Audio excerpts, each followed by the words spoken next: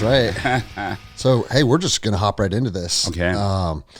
Couple things that I'd like to start out before we delve into the conversation is I got a lot of positive feedback from the first time you were here. Oh, good. And it's only been a couple weeks and people are excited for round 2 for obvious reasons. Yeah. But the resounding, I kept receiving the same message from everybody. And it was, wow, a politician, because that's technically that's the realm you're operating in now, right? Yeah. A politician that is willing to just sit down and do long-term format is not only what people should be doing, but it should be mandatory. Yeah. That is how we get to know you. Mm-hmm. That is how people get to know who you are. The days of 60-second news clips where everything's pre-organized and I have to submit a list of what questions I'm going to ask your campaign manager so we can pad the corners and make sure everything's safe for you. Everybody sees right through that. Good. And it made me happy when we first got in touch, because I didn't know, I've never interviewed somebody that's running for the governorship. Like that's a prestigious position. I didn't know, like, would you show up with an entourage? Would you want a pre-approved list of questions? None of that stuff. Yeah. You drove up in your car by yourself, you hopped out, you shook my hand and you said, hey, let's do this. And I was like, yes. And those little things matter. Yeah. And that's why I'm bringing it up before we dive into this, because people want a real human being. Yeah. Well, that's who I am. I have a friend. So his name is Darius. I want to say his last name, but Darius and I worked together when I was with the U.S. Department of Energy. So we were federal employees together. His office was down the hall from me. Black American, veteran, patriot, lifelong Democrat. And, we didn't always agree on things, but we were friends. And he was, again, he served. He was a medic and good man. And so when I started running, Darius said to me, he said, Semi, I'm voting for you. I'm going to contribute to your campaign, and I endorse you. I'm a lifelong Democrat. I'm going to stay a lifelong Democrat, but I know your heart. I know your skill sets, and I know your mind. He says, don't sell Semi, be Semi.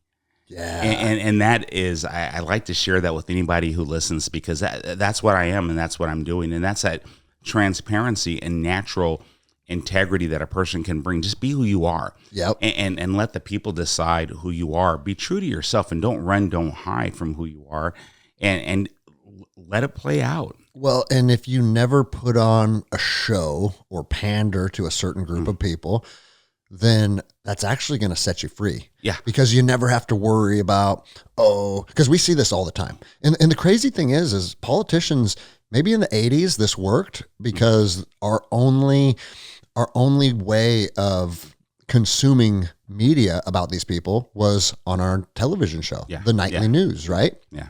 But today, you got everybody with their cell phones. You have everybody with an Instagram. Everybody has a YouTube.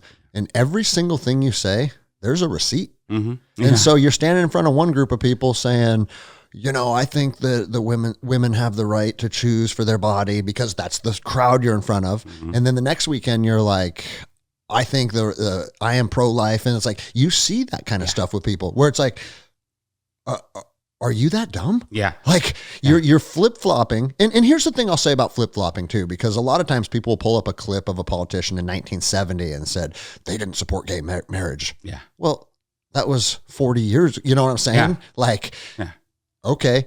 Perspectives can change too. Absolutely. Right. I don't consider perspectives changing flip-flopping. What I consider flip-flopping is when you see them literally one week to the next saying whatever the crowd in front of them is going to appreciate the most. Oh yeah. And that still happens. It's disgusting. It is disgusting. It speaks to a person's integrity.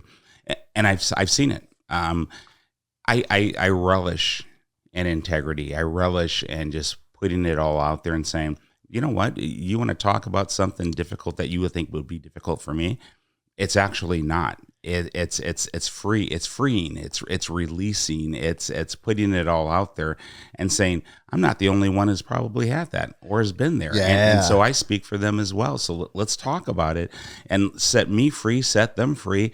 And that's what it's all about, being real. Yeah. And being true to who you are, and then letting people decide, is this the person I want to represent me? Well, I think they do. And it's funny because you're running for governor. My daughter was trying to get a position at a local camp as a camp counselor, right? So she's going to her interview. Yeah. Yeah. And it very different things, but it's also similar in the fact that she's like, well, I don't, that I'm nervous about the interview. I don't know what to say. And I told her that exact same thing. I said, listen, if you try and make yourself or present yourself as someone that they're going to like, then that's the fastest way to probably not get the job. I said, go in there and be you. Yeah. Answer the questions truthfully, say what you think is your truth. And one of two things are going to happen. They're going to like you or they're not going to like you. You're going to get the job or you're not going to get the job. But what you don't want is getting the job under false pretenses. Yeah.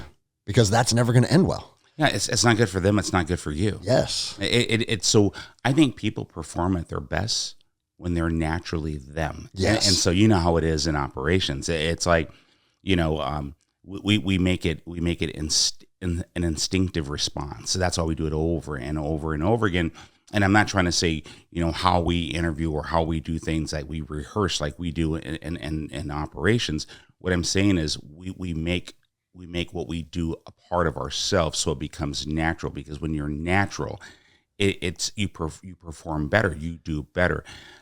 I say back to what we're discussing is it's that who you are naturally. It's nothing that you have to script. It's nothing that you have to rehearse. You don't have to remember. It's in here. And when I speak, I'm from stages all the time. People say, oh, that's a great speech. And I say, what did I say?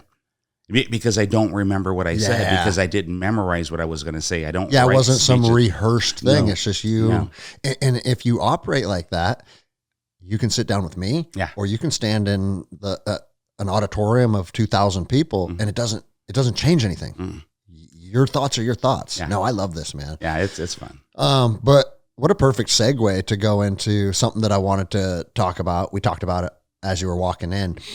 And I actually think this is funny, and that's why I want to bring it up, is that I don't know what media outlet thought they found the smoking gun, right? Yeah. And it was Semi Bird used a wrong name on a credit application 33 years ago. Well, what a terrible person. Instead of running for governor, we should just lock you up, right? Yeah. But here's the thing that I think is funny about that is, I got arrested for doing something stupid when I was 15, and I got community service rolling fire hoses at the department. And guess what? Sometimes when you're young and you're running with the wrong people, or you haven't arrived at the person that you are today, because from point A to point B is a long, arduous process. You touched on your upbringing growing up in the ghetto with a mom of six. Was it 6 or 7? 7 of us. Seven of us, right? And it's like, oh, God forbid you made one wrong decision. Yeah. But the fact that that's what they're keying in on, to me, it's like, oh, that actually tells me that this dude's a saint. Yeah. Because we don't want these people that are like these fake, fabricated, holier than thou. They've never made a mistake. And I say the same thing about cops. Yeah. Like get cops that have actually been on the other side of the coin a little bit. They know how to talk to people. They know culture. They've lived in that environment. So what's your rebuttal to their latest gotcha moment? Greg, and thank you for bringing it up. So this is important, and I want to adjust, because I'm going to lean into this. I want to get in because oh no, this is important, and I'm gonna say it was more than that, because I don't want to let myself off easy on this. I committed a crime, and I was an adult, and I knew what I was doing, and it came from a bitterness inside. No excuse. Again, I say again, guilty. I did something wrong. I used my dad's credit and to get a credit line. It was a credit line of $1,800. I was paying on it. I literally, and I was paying on it. So I made monthly payments. There was no theft. It falls under, bank larceny, like writing a bounced check. And so, so I did it. But I think the real discussion comes in, why? But you paid it back? Oh, of course. Okay. I know. Of course. So the crime, yes. Got it. So the crime was that I used my dad's credit. That was the crime. And it's wrong. I mean, it's wrong. It was wrong. But I was upset. My dad, rest in peace. he found Christ, later in life. Yep. And he did. And it was a beautiful thing because, boy, oh boy, we came together again. He was never really in my life most of my life. He was, it was my mom. She was everything. But because of that action within himself, it brought him to me again. So, what happened in 1993, and then later on, we come back together. I was upset. I was angered, alcoholic, abusive man. And you don't forget things like that. What you see, what you feel, and all that, you don't forget that. And it stirred. And here I am, I don't want to say a grown man. I did and take this action. So I did it. I should be held accountable, and it was wrong. But 31 years ago, and you want to bring it forward, the point I'm trying to make is simply this. You talked about families, and you're right. There's a lot of people who come from broken families, dysfunctional families, people who come from communities that this seems to be the norm all too often.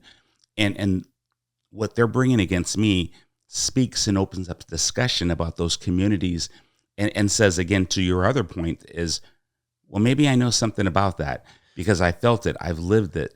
And as governor, maybe we as a state should start looking at lifting this helplessness and despair within certain communities and lift people out of that, find ways to lift people out of that. And then we talk about people within our system, our jail system.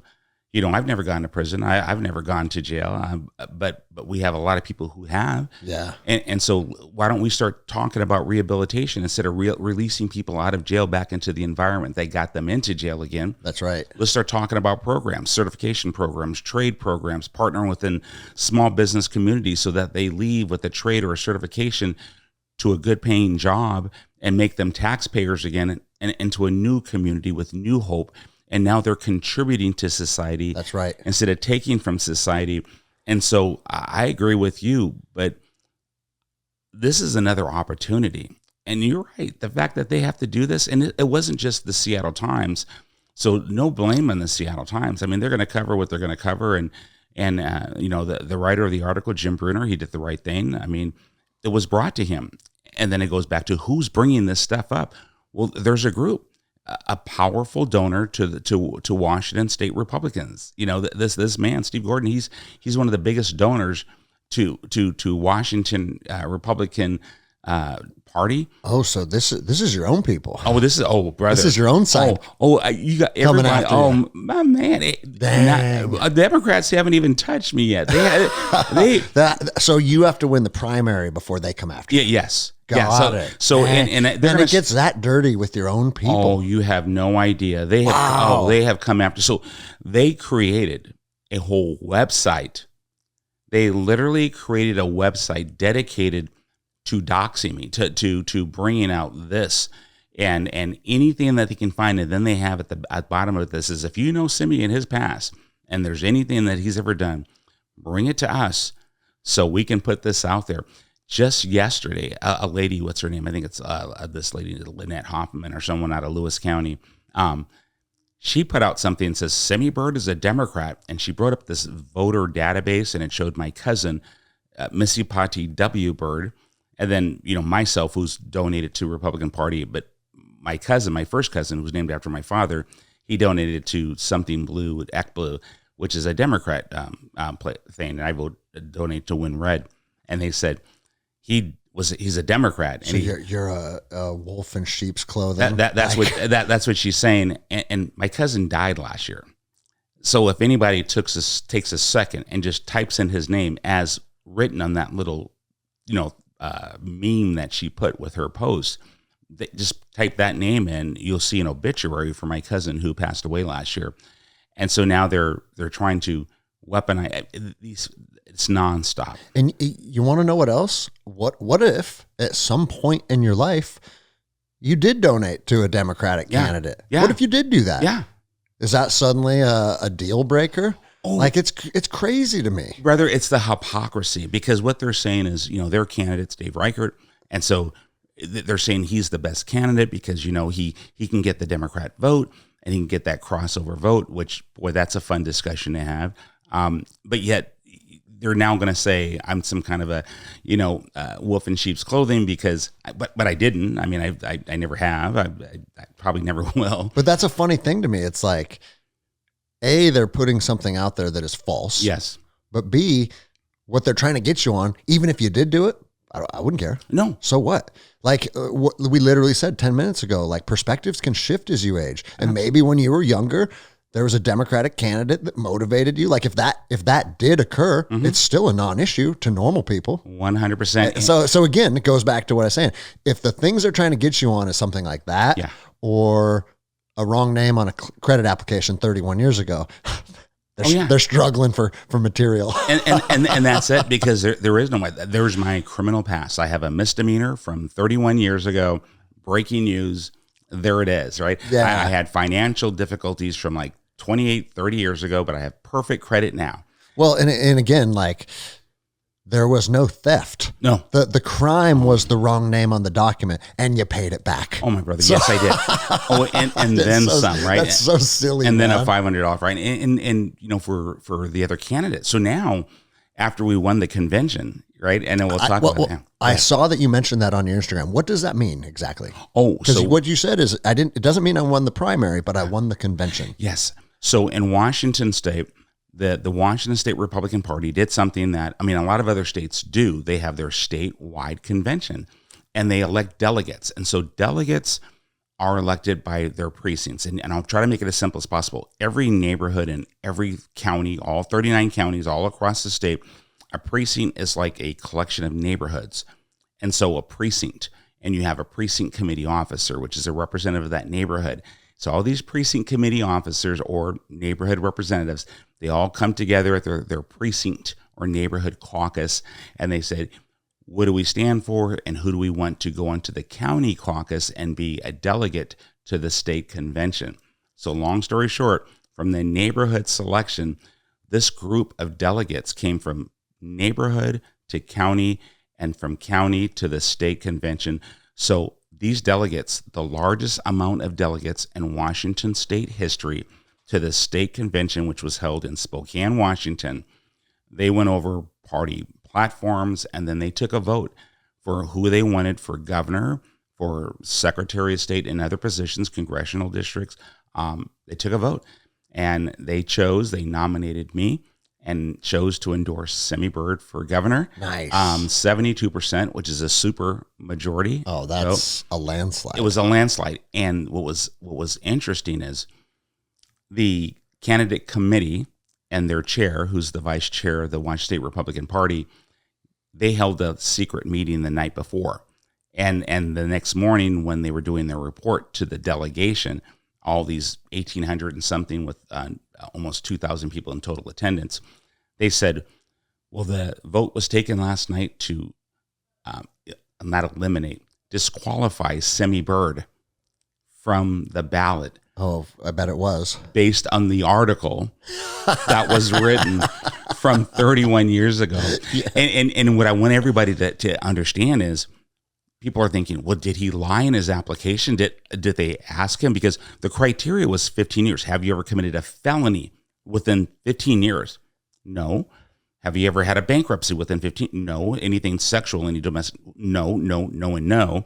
And as you know, Special Forces and Special Forces Intelligence, I've had a top secret SCI clearance. Yeah, you're not getting in with any domestic issues or sexual or financial. Yeah, none of that stuff. None of that, because they sent FBI and Homeland Security to your house, your neighbors, your school teachers. For those of you that don't know, when you're getting and you had top secret, yeah? Top secret. So I had SCI. I just had secret, and you still have to fill out that SF-86 document that's 2.5 inches thick of every single. It's like it feels like it's every place you've lived, every job you've had, and every person you've known. And they actually have guys go out and interview past neighbors. Like, they dig deep. They do. They dig deep, and depending on your access, and I'll keep that kind of cryptic because access. We do polygraphs. And so I worked in that realm as well. And so not only that, but to that next level for access programs, then you do polygraphing as well. So you lie anywhere on there because they're going to double check it with talking to your neighbors or your teachers or everyone. Yeah. Then you're done. You're out. You're done. And so I've had that. And then when I became a federal employee, SCI clearance. Yeah. So again, of course, you actually have like the best background to combat this. Yeah. Because it's like, yeah, guess what? I did mess up. Yeah. But look at all of the things that I've done between then and now that prove that I've been walking the straight and narrow, you know? And dude, that is what life is supposed to be about. And Exactly. you mentioned it earlier about like, you know, people coming out of the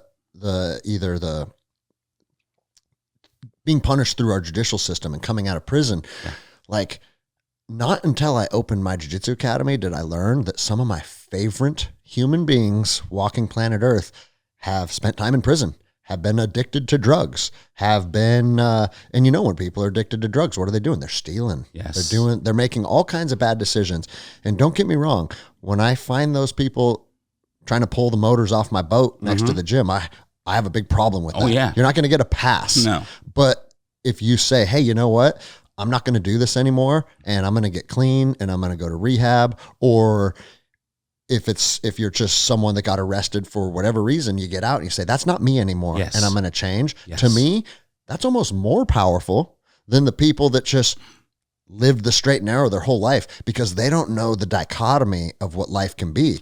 And being a police officer and interacting with these people that are on the other side of the fence, I'm here to tell you, a lot of those people are cool human beings. Yes. They have the accountability, they've made bad decisions. I'm not giving these people a pass, but what I'm saying is, in their core, who they are, there's a lot of good people that made bad decisions. Absolutely. So you want to just write those people off from society forever? It's the stupidest thing I've ever heard. It is. And one thing that you see, and you kind of touched on it, but I'd like to get your perspective a little deeper, is once people get out of their incarceration, or their probation comes to an end, or whatever the court ordered punishment is, because they have all these things attached to them now, it makes it very difficult for them to reintegrate into society. And the harder you make reintegration, the more likely they're going to slip into their old ways. Yes. And so it's like, even with the firearm thing, that even gets to me sometimes, because it's like, hey, a constitutional right to own a firearm.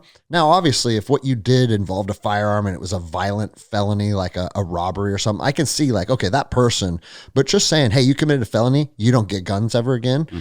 Well, why? Yeah. Because if they've proven that they've changed their ways, we should celebrate that. I agree. You know? No, I agree 100%. And to everything you're saying, I agree 100%. And that's a problem. When we're saying we're casting away a group of citizens, we're damning them for the rest of their life. We're deeming them persona non grata for a dumb mistake or being in the wrong place at the right time, not giving them a pass, but it is what it is, and it was what it was, but they are who they are now. Well, and I tell people this all the time. I grew up in Machias, Washington, with two parents that treated me well, and we were a middle-class family, and my dad had a good job, and it's like I was able to navigate my youth relatively unscathed, right? But I'm not ignorant to the fact that if I grew up in Compton, California, like a lot of the kids that I arrested when I worked down there, I could be exactly where they're at. And I understand that, because guess what? I was looking for acceptance. I was looking to be part of a gang, except my gang was called 2nd Ranger Battalion. That's right. These kids are doing the same thing. Yes. And it's very easy to understand how they ended up where they ended up. It is a psychological fact. It is a sociological fact, which is scientific facts that people are a product of their environment. Yeah. It starts with family. It starts with community. Those are scientific facts. What you're saying is scientific. It's been proven over and over again empirically. So now that we know the science of all of this, and it's not just, Southside LA or Southside Chicago, it's everywhere. East Oakland. I mean, it's in Central District in Seattle. It's everywhere. But the bottom line is simply this: everyone deserves an opportunity to make their life better. Everybody has a natural right, let alone a constitutional right. But I'm going to say this for everyone: everyone has a natural right to make a decision to make their life better. And most certainly in this country of America, everyone has a right, a constitutional right, to improve their status, to improve their life. Life, liberty, and the pursuit of happiness is guaranteed under the Declaration of Independence and codified in our own Constitution of Washington State. So We go back to that, let alone human decency. Yep. So this governor candidate and then future governor of Washington State bringing what many on that other side, and I don't mean Democrats, I'm talking about, those who are supporting that other candidate who are trying to lay me low because, and bring that shade. I'm saying bring it, because all you're going to get is light for me, because I'm going to shine a bright light on the shade you're trying to bring. And I'll put a big blimp in the air and say, call me Mr. Misdemeanor if you want to. and let's tell that story, because you got me. Yeah, you got me. But let's talk about that. When they said the delegates have decided they can't vote for you, did that obviously get reversed? Oh, it did. And okay, because you ended up winning that. Oh, we did. So that was their last little, we're going to disallow you because of a 31-year-old misdemeanor. Yes. But as soon as it came up, it fizzled out then, huh? Oh, so here's what happened, and people need to hear this. It's worth discussing, because all the media has been false reporting on it. And I shouldn't say all. Maybe there's an article out there that's telling what actually happened, but I haven't seen it yet, so I'm going to give some grace to that. Yeah. So when they came out with the report, you heard this loud, you have like 1,800 something people that are delegates that are there, and that roar of, and most of them were for myself, and I didn't even know. I mean, you saw the signs up there. It was just a beautiful thing. I'm honored. I'm humbled. I'm blessed. I'm just like, oh my gosh. It's grassroots, because people identify with you. It was. And from all over the state, and they're trying to just dilute that. But anyway, to a point, when they said those words, we made a decision to disqualify Semi Bird, and everybody just like, no, and it was just several minutes. And then, Chairman Walsh, who was, from the party, who was chairing the convention, he's like, order, let's, order. And it was, so everybody was like getting out of their chairs and their bird signs, and they're chanting. And so the media tried to deem it as it was chaos. And Dave Reichert, he himself had a response to that. Because he wasn't there. He didn't even show up. I was there the day before, all day long. The booths were set up, and there's booths there. And I'm there from moment one out there. And I just hugging people who I've been loving for over a year and a half on the campaign trail, seeing friends and making new friends. People were like, I never had met you, and I heard about you, and then made new friends. And so they were very displeased with that initial report. And then from the floor came a motion, essentially an amendment to that report to restore the convention back to what people came to the convention for, which was they want to vote for governor. They want to vote for two candidates, Semi Bird and Dave Reichert. Both candidates on the ballot, no one being removed. We knew about this. It was no secret. It was in the Seattle Times. We know Semi Bird passed his background investigation based on your criteria. So let's get to work. Let's get to business. And that motion passed overwhelmingly. Okay. And the chairman said, there it is. And a young lady from Kitsap tried to make a motion. Well, we want to know what it was. And what they were trying to do is drag it out and try to go deeper. Again, a Reichert supporter. And the chairman said, no, you tried and it failed. And then right during all this discussion, Dave Reichert went on media and sent a text or a tweet, whatever they do, and said, based on the party, they're breaking rules and they're changing this. And then he turned on the party, and he turned on his own delegates, and he's saying these things. And he said they're essentially cheating him. And I was the one that they were trying to get rid of, right? It was his people on that committee who tried to steal this thing at the last minute. Well, it's just so typical, because he's not finding success on his own merit. Yeah. So what does he have to do? Try and tear you down, get you disqualified over some petty shit from 31 years ago. Yeah. And that's not working. And now he's acting like a child. It's essentially that. And he had literally said it, my brother. He said, GOP leaders promised me that they would disqualify Semi Bird. He said that. So now you're talking corruption. Boom. Making backdoor deals. Boom, huh? brother. It's boom. Disgusting. Oh, man. and it was on the media. He said that. And I'll tell you this, because again, like, I'm very connected with the community here, especially just the amount of people that are in and out of these gyms.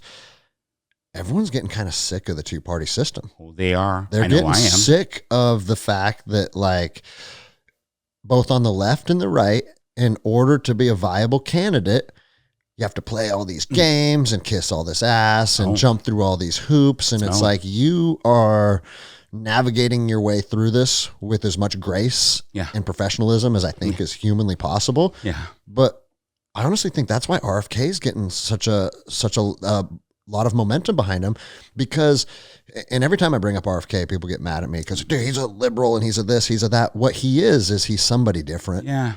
And he has a message that is different. Yeah. And that in itself is appealing to people, because we've been playing ping pong back and forth between the Republicans and the Democrats. And it's like, all right, every 4 years, the pendulum swings over here, and then it swings over here, and then it swings over here.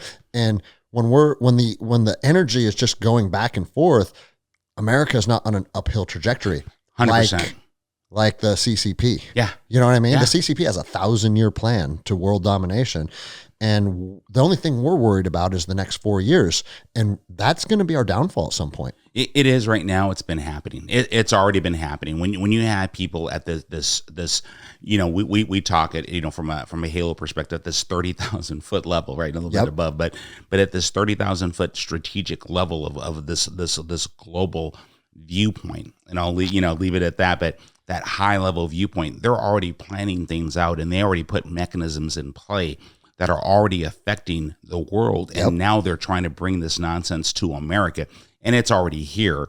And we're down here playing political ping pong. And what's happening is this political class and this wealthy elite class, this oligarchy within America, it's already here, and we didn't even see it. It's like COVID. We didn't know what was going on in the schools until COVID. And then now I want my campaign to reveal. I want people to see, because I'm fed up with the two-party system myself. And here I am, I'm a Republican. Yeah. I'm testifying right now. This is President Washington's 1796 address, farewell address, when he told the people in his address that the party system will cease to serve the citizens that the Constitution was written to protect, that it would cater more to that wealthy elite and that political class. And that's exactly what's happening. That's where we're at. That's where we're at right now. That's why that man is paying money. He is bankrolling the Republican liberal, they call themselves mainstreamers. He and others are bankrolling them to slander and lynch me publicly to the entire state. He literally bankrolled, hundreds of thousands of dollars worth of postcards he sent out across the state of Washington to that website. All of my neighbors, everyone I went to school with, I was raised in this state. Yeah. Raised since I was a child, loved this state. And he put that out there just to hit me because I got in their way. And we'll talk more. That's why I'm not suited for politics yet. But you must because like, that dude deserves to get slapped. Oh, that's what he deserves. Oh, brother. And it's like, well, that's unprofessional. You can, well, no, when you try and listen, sit down with me and, dude, pull up a chair to this table and talk for the next 2 hours. Yes. Say whatever you want to say. Yes. Have an open forum debate with me. But when you start tarnishing my reputation in my neighborhood, under false pretenses, you deserve to get slapped. What? And you can say whatever you want about that. But that is... Men have held a respect for each other since the dawn of mankind, because if that respect is lost, there's consequences. But now you got that, I call it the cabal, you got this politically elite class that has so much money and so many resources that they just think they can do whatever they want. And I'm here to tell you, times are changing. Yes. And they're going to change, and those people are going to find accountability. 100%. And that's going to happen. It's happening right now. That's what we saw in Spokane. And they're using their whatever influence they have left, and they're desperate. That's what you're saying it, and people are seeing it. They're trying to dilute what happened. We made history, and here's the beauty. And I say this, and I want people to hear this and understand in the context of which I mean it. We made history last week, being the first Black American ever to be nominated for the office of governor in the history of Washington State. We made history. Color should not matter. We know that to be true.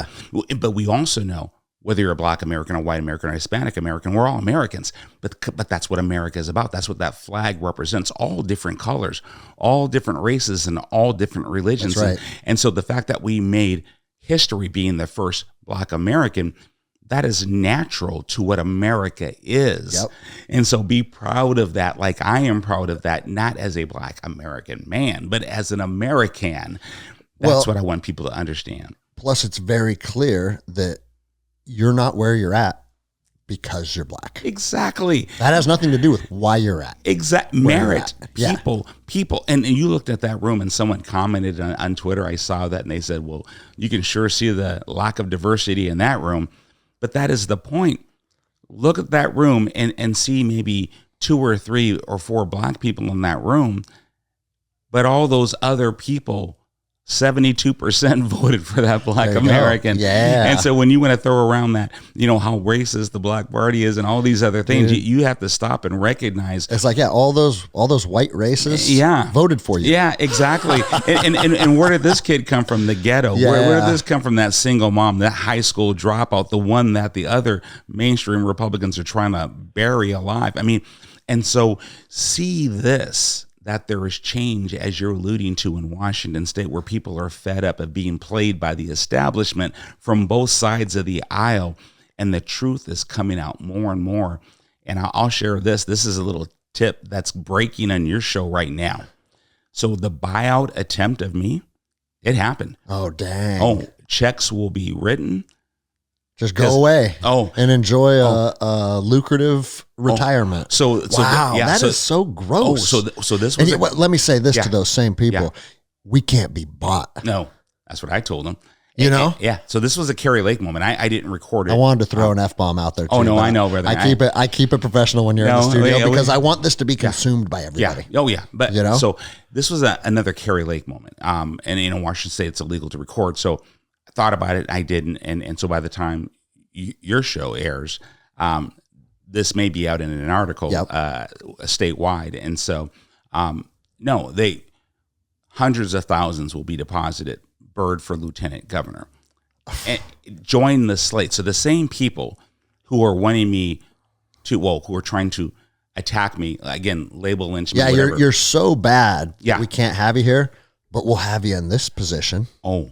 Like, ugh. You see what's going on. It's disgusting. And even before that, they put an open letter out to everyone. I love that they came to you and said that, and you're throwing it out there. Because it's like, dude, I can't be bought. No. And like we said on the part 1 of this, I'm also not intimidated by any of you. No.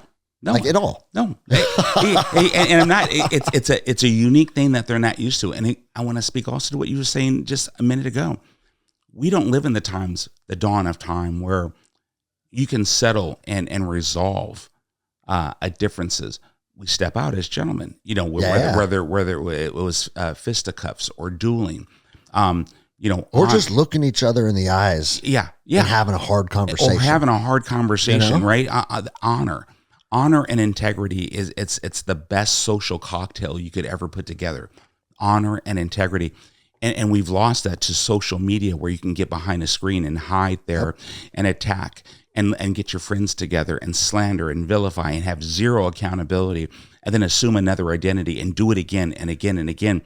Zero. And it's perpetuating cowardice. It is perpetuating cowardice, and we what do we call it? Toxic masculinity, and we took being a man away, and we penalize men for being men, and to say, I will hold you accountable for your lack of accountability and integrity and honor, but we can't do that anymore. Yeah, it's nuts, man. No, it's out of control, but we're bringing it back. You know what I've been saying to people, and this is my slogan. This isn't your slogan, but if the other side is going to push all of their affirmative actions and DIE hires and all that stuff, well then, if you don't vote for Semi Bird, you're racist. I saw. We'll just throw it right back at them, dude. I saw someone post that, and you're going to see it again. It just, and I'm looking forward to it. I imagine myself debating Bob Ferguson, and we step on stage together, and the moderators of the debate. When I get the first question, I said, "Well, my question is to Bob Ferguson, and with all the support of DEI, my question is, Bob, will you now step down?" Yeah. You know what? You and Bob Ferguson should come in here and just, I'll step out and just talk for 2 hours. I would love it. That is what should be happening. Oh, why do we need a moderator for 2 men that are competing for the position of governor? Yeah. I don't need a moderator. No. I want to sit down and watch you guys have a long format discussion. Yeah. You know? No, and talk. And that's what Joe Rogan was talking about, the opportunity to have Biden and Trump on. Yeah. And it was like, man, if you're unwilling to do that, I think you should be disqualified as being president, because sitting down on the largest media platform, because more people consume Joe Rogan than CNN and Fox News combined these days. Yeah. Podcasting is where it's at. Yeah. If you can't sit down with Joe Rogan and talk for 3 hours, then how the hell can you say you're qualified to be leader of the free world? That's the point.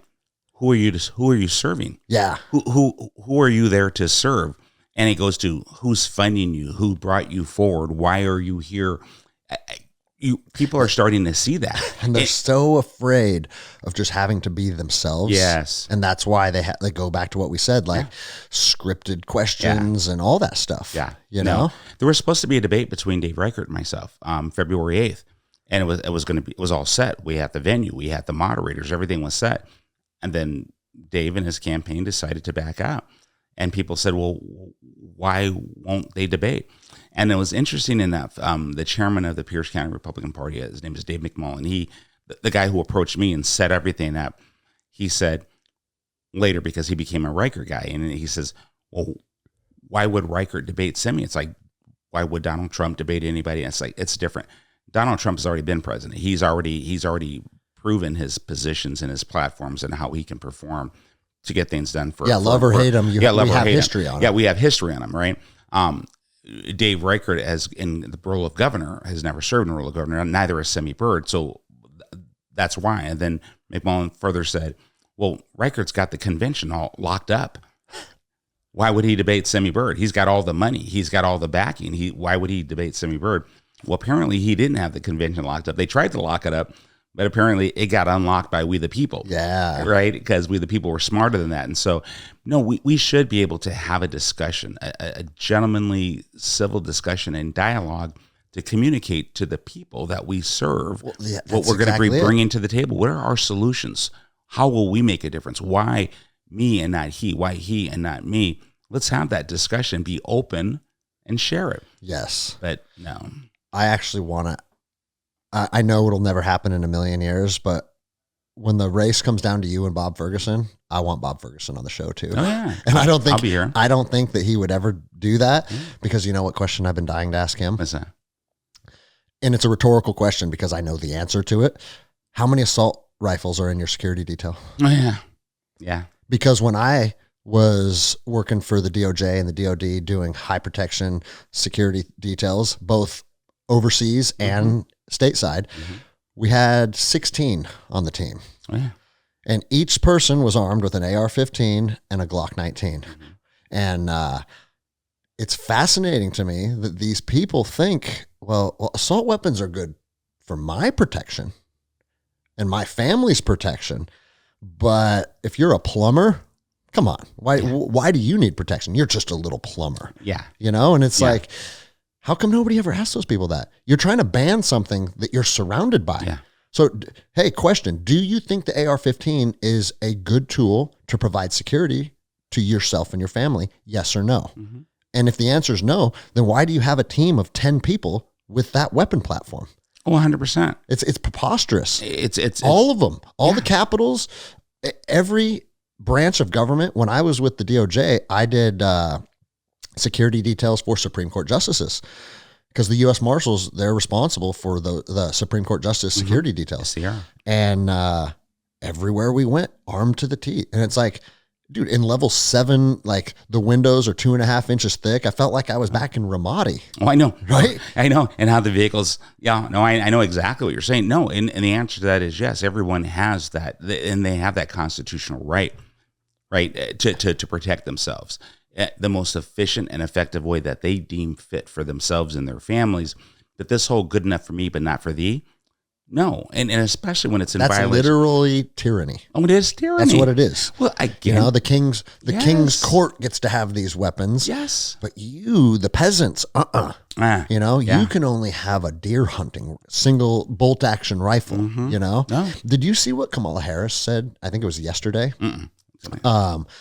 Because the Tennessee legislature passed allowing teachers to carry at school if they attend a certain block of training and prove competence on a weapon system, right?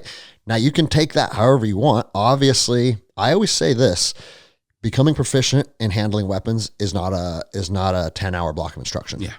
It's something that you really need to dive into, and it takes a long time to become proficient. We know that. And so, but at the same time, if people are willing to prove, hey, I'm putting in the time and I am now proficient to have this weapon, I'm on board with that too, you know? And she tweeted this out.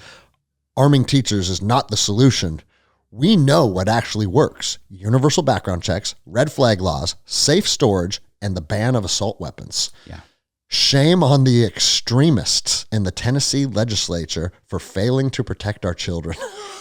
So that's what they default to. Yeah, dude, like you're an extreme. Yeah. You want to exercise a constitutional right with the because you can say whatever you want about. I don't think that's a good idea. I think it's a good idea, but what is factual is in the foundation of what they're attempting to do is to put armed people to combat violence. That's what they're trying to do. Oh yeah, and now they're extremists. Oh yeah, and you're failing to protect children. It's nuts to It's me. a tactic. And so the reaction to this is more bad policy and then label lynching.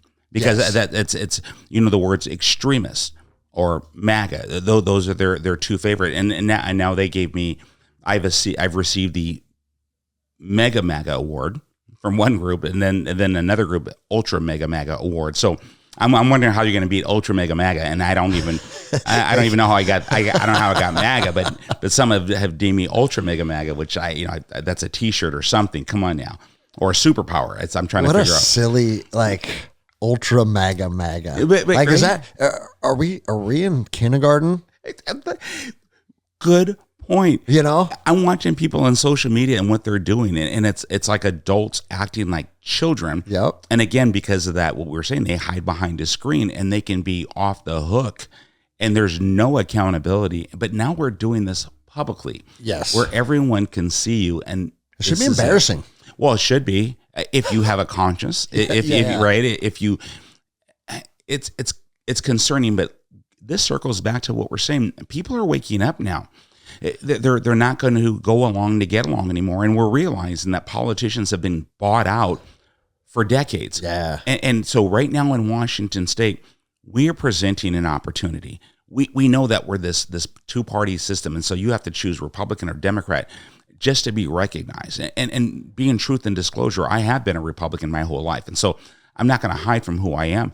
I actually thought I was a moderate. I mean, I really did. Until I started running for governor, I thought I was a moderate, meaning, well, that makes sense. Common sense policy, right?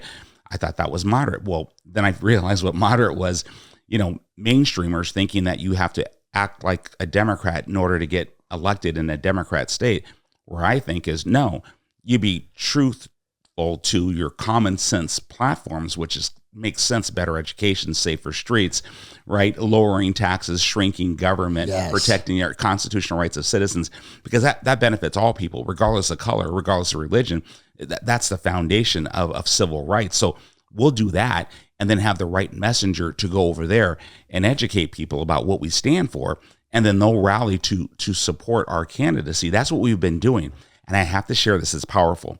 Yesterday, before my second or third interview or appointment, I was with one of the largest Black media organizations in Seattle. And what we're talking about today is some of what he was mentioning. He brought up the misdemeanor, and he says, do they not realize, Black folks and a lot of people in communities like this, what we deal with a lot of our backgrounds, and how many people will just support you just because of what they're trying to hang you on? Yeah. Do they not realize that people are just fed up with being told what to do and who to vote for? Do they not realize? And then he said this, right? He says, we have been watching you for over a year. We have this Black celebration in Seattle that goes back 70 years.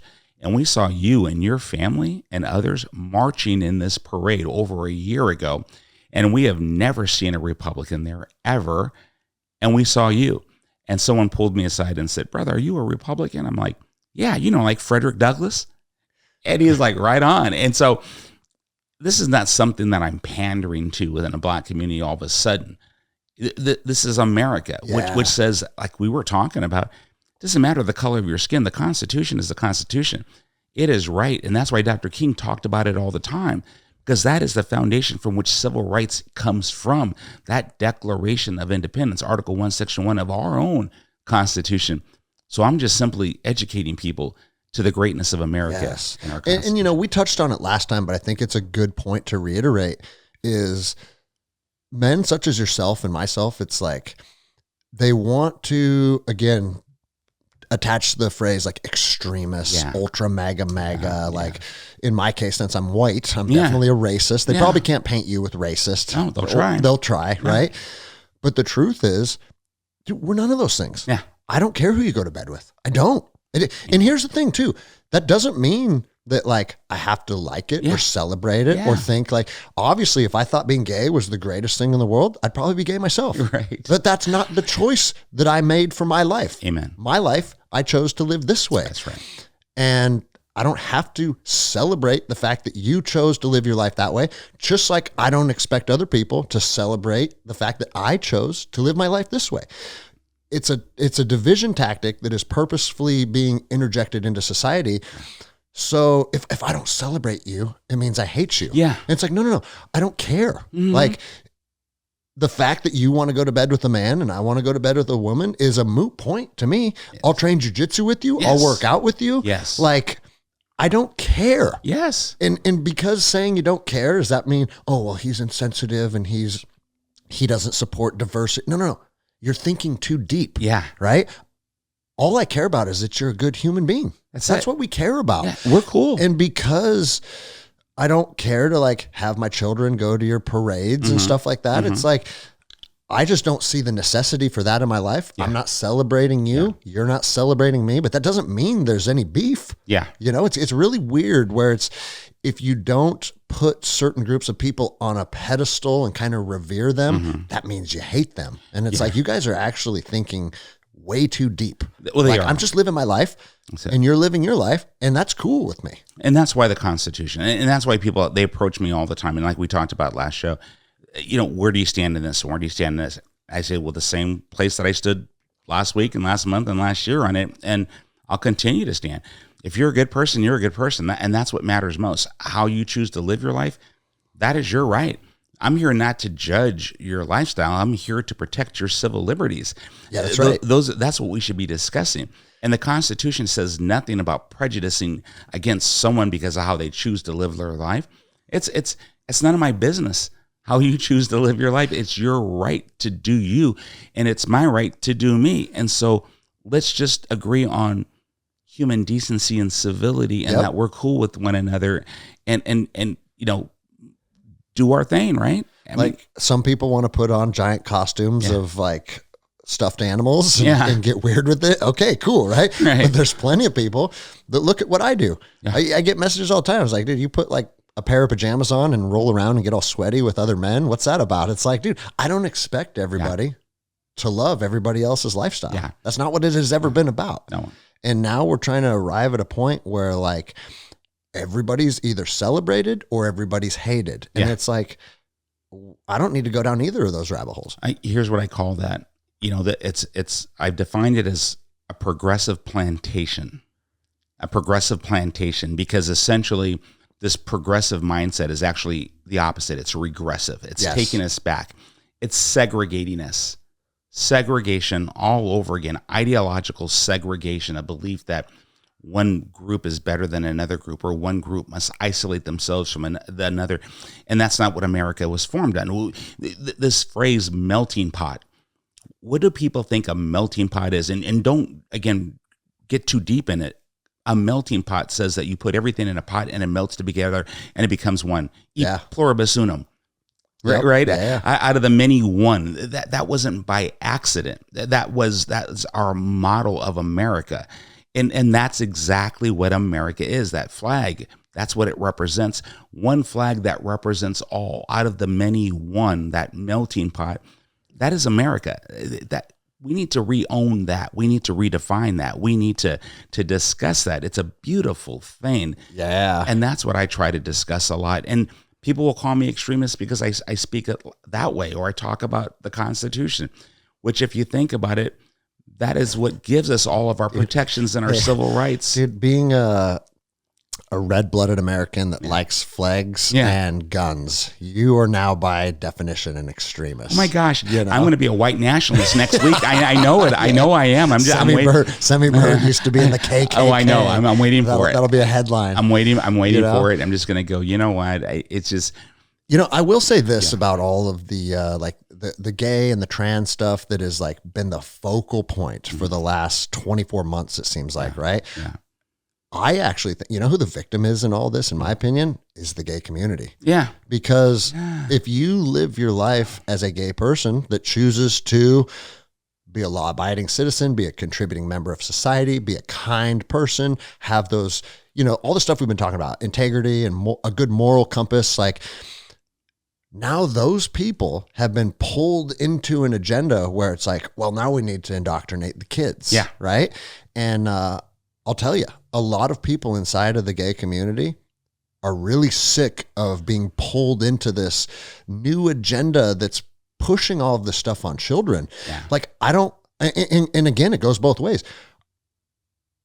Should I have the right to push my sexual preferences in a kindergarten classroom?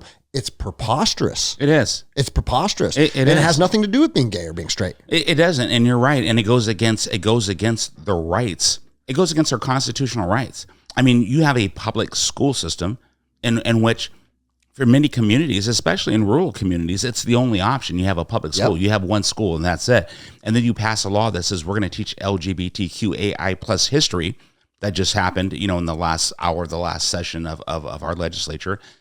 It's not that we have anything against people of how they choose to live their life, but is that the purpose of school? Is that the purpose of academics? So that community does not subscribe to that. I've even said that when it was just heterosexual sex ed. Yeah. I don't need the health teacher. Human beings have been figuring out how to reproduce for a very long time. Yeah. I really don't think the government needs to get involved in it. Well, parents. That's right. It's parents. And when parents register their children for school and they drop their kids off to go to school, they're not signing away their rights to parent. They're just saying, here are my children, English language arts, mathematics, and science. Yes, please. And here they are. I'll pick them up or I'll wait at the bus stop. That's it. Don't give them anything outside of the approved curriculum. That's what I'm bringing my kids to learn so that they can set a foundation for a better future. That's it. And it kind of goes along with like, why is there a separation of church and state? Yeah. Because we don't want the schools teaching ideology. We want the schools teaching things that are factual. 100%. Right? And all of this weird stuff is an ideology. It should fall under the separation of church and state. Yeah. It really should.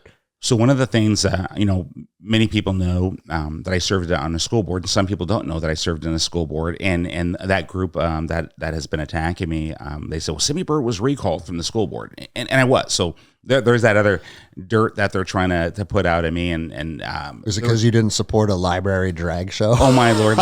So let's quick, because this is relevant to what we're talking about. And that would have been one of them. But it was simply this, well, maybe not simply. There's a few things. I brought forward a policy that says we will teach civics, not critical race theory, in our schools. A policy, because a policy you can enforce. Yeah. And so we brought forth that policy. And with two other brave board directors, we got it passed.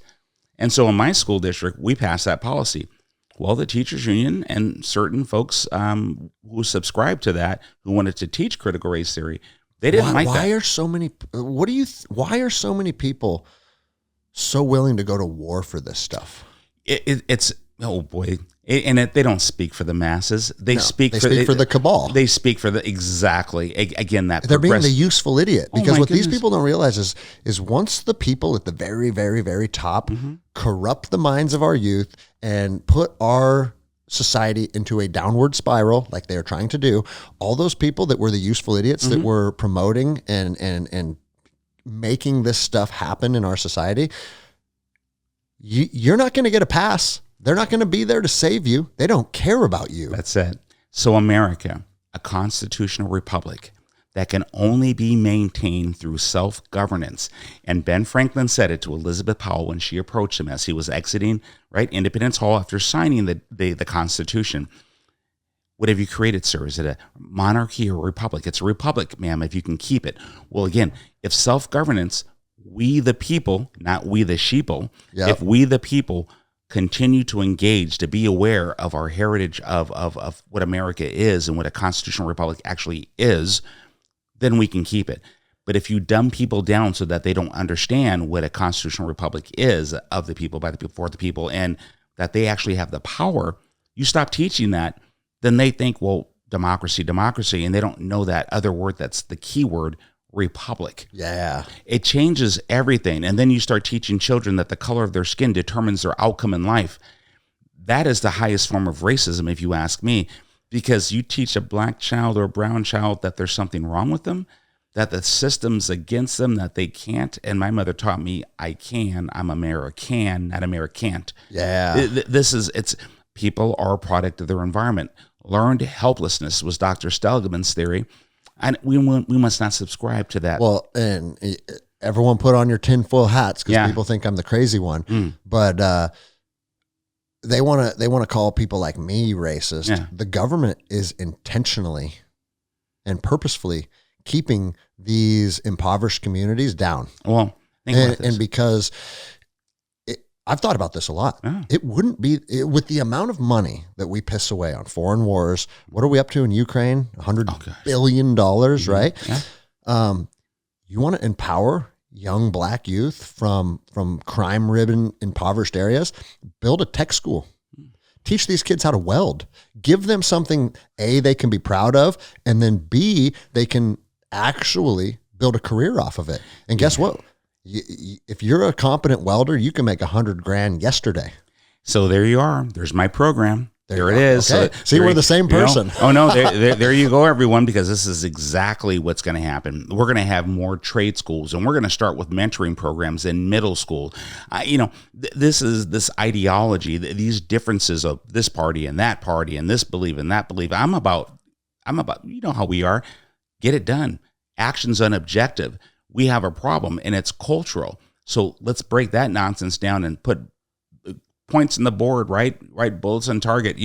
Let's get stuff done. And you said it, trades, jobs, that is freedom. Give them independence. Give them pride. That's it. Give them I had a gentleman on a couple weeks ago who works in the manufacturing industry, and he goes, a lot of people look at like people that manufacture things, that's just like a grunt labor. He goes, I can tell you right now, a lot of people take pride in building and creating things with their hands, being part of a team, like all the things that human beings kind of inherently want. Yeah. You can get that in the trades. Absolutely. Now, I'm not saying like I want to go become an electrician, right? Yeah. But when I was 25, that could have been a good option for me. Right. And for a lot of kids, we've sold the lie that you go to high school and then you go to college, and then these kids go to college thinking that they're going to get out and become employable when they got a degree in business. Yeah. You want to know how you can, my father, this is a funny, Dana Anderson, he was 10 times as crazy as me. Mm-hmm. My cousin graduated UW with a degree in business.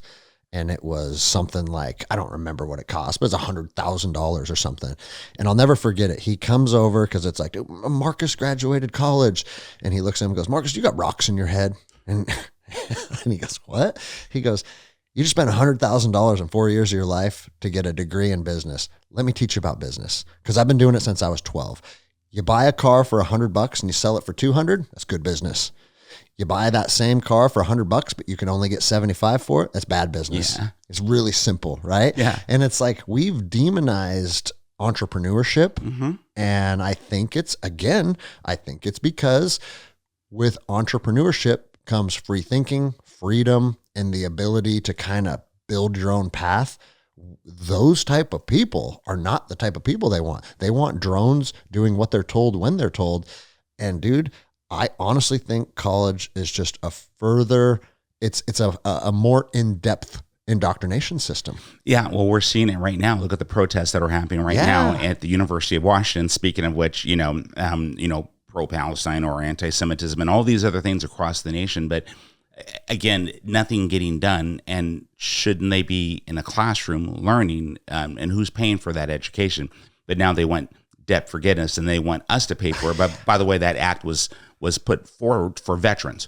And so now we've spun that and taken an act that was brought forward for veterans, and now we want to use it for tuition forgiveness.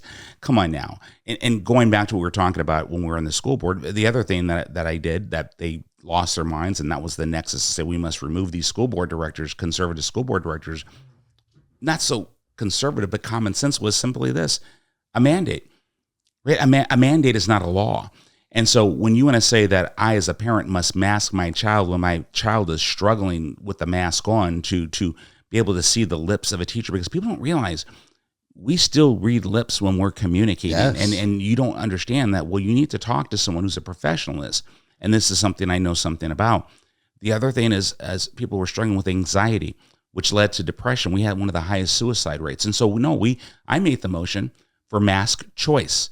So parents had a choice whether to mask their children or not. Yeah, imagine that. And so you can talk about it or you can do it. And you're a radical. And I'm a radical. And then they said, we must remove this man and these other two ladies, former teachers, by the way, and recall, on an off year primary, and no one, because we're school district, not a county-wide, but it's a school district.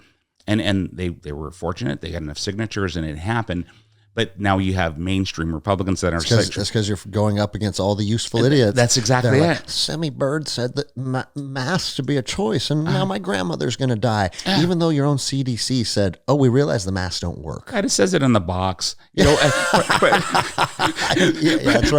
Particulates per million. It's like stopping a gnat from going through a chain link fence. If you want to believe that, you go right in. I'm not trying to insult anybody, but you have the choice. But a good choice. You have the choice. And that's all I was saying. It's just you bring it in the law, and now we're talking something different, right? And the law is a law, and I get that, but this is a mandate, and we have to stop laying down for government overreach. We have to stop laying down for doing things that are wrong. We have to start standing up for our constitutional rights and our freedoms as citizens of this great nation. We're saying, you and I right now in this show, people are seeing and they're ready to stand up. The establishment wield of their money, I'll crawl to the general and the primary election with my integrity intact. Yep. Then get over broken glass, then sell out my consciousness, my honor, and my integrity to a buyout, or shift my position to lieutenant governor on a promise that, they'll unite behind me and we'll guarantee you in the next cycle you'll be the governor elect. No. I never wanted to be a politician in the first place. I didn't come forward to be a candidate for governor because little game. Yeah, because I wanted something. I'm doing this because I know that you cannot run to Idaho and hide out for a long period of time, or Orlando. It's a matter of time before it catches up with us. No, so right. I'm fighting for my nation and for my state on my own soil where I was raised. Now, not for me and not for a small group of Republicans, but for a large group of citizens of Washington State. Well, and something I say on the show often, and people will probably now quote you with this. Don't do that. Quote me. But the system gets changed by the ballot or by the bullet. Yes. And that is human history. Yeah. That's not my opinion. Yeah. People either figure out a way to peacefully change the trajectory of their country, or people take to arms. Yeah. Read a history book, right? Yeah. And so the fact that you are trying to do it on the peaceful side of things and bring change through a place of love and compassion and understanding. Yes. Anyone that doesn't think that's honorable, they're having the wool pulled over their eyes by the cabal. They are. And what these people don't realize is, like, you can only subjugate people for so long before they say, I've had enough. That's it. And that's it, at, man. Yeah. And so this should actually inspire everybody, because what you're trying to do is put us on a new trajectory to avoid all of that stuff. But bro, I think there's a part of people that want, and I'm talking about the top of the elite of the elite. I think they want like an armed conflict, civil unrest, people literally going to war with each other, because then they can just come in and smush everybody. Yeah. When you think of the pandemic and you think about what happened there, and we were talking about the mandates, and, we saw what Jay Inslee did. and Bob Ferguson and how he was enforcing all these, mandates and bringing in L&I and state government and officials to enforce against our constitutional rights. I could tell you, as a local business owner, I could tell you 100 stories. Oh no. I mean, again, L&I doing this, right? Yeah. And then you have the press. So L&I sent me letters. Oh yeah. And they're like, there's reports your gym's open and this is a direct order to cease operations immediately. Yeah. And I said, come and kill me. Come and kill me. Yeah. Because I've been in armed conflict enough times where I'm comfortable with it. Yeah. And this isn't me saying I want an armed conflict. No. I want to teach 10-year-olds jiu-jitsu. That's what I want to do. Yeah. But if you think you're going to remove me from my gym under the threat of force or violence, I will show you force and violence. And I'm comfortable with that. Yeah. And I don't want to do that. No. But dude, I honestly think that is one reason we didn't get messed with. I made an Instagram video. The receipt is there. Yeah. I said, come and get me. Yeah. And my rifle and my body armor are here. There you go. We will settle it how I know how to settle armed conflict. Mm-hmm. And again, bro, when that was kicking off, I would give my wife a hug goodbye. Yeah.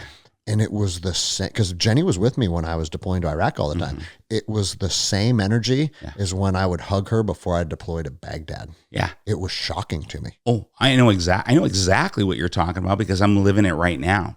And when you talk about the mandates, one of the things I wanted to share, and I want to come right back to this feeling and this statement, but we're talking about the response to the pandemic.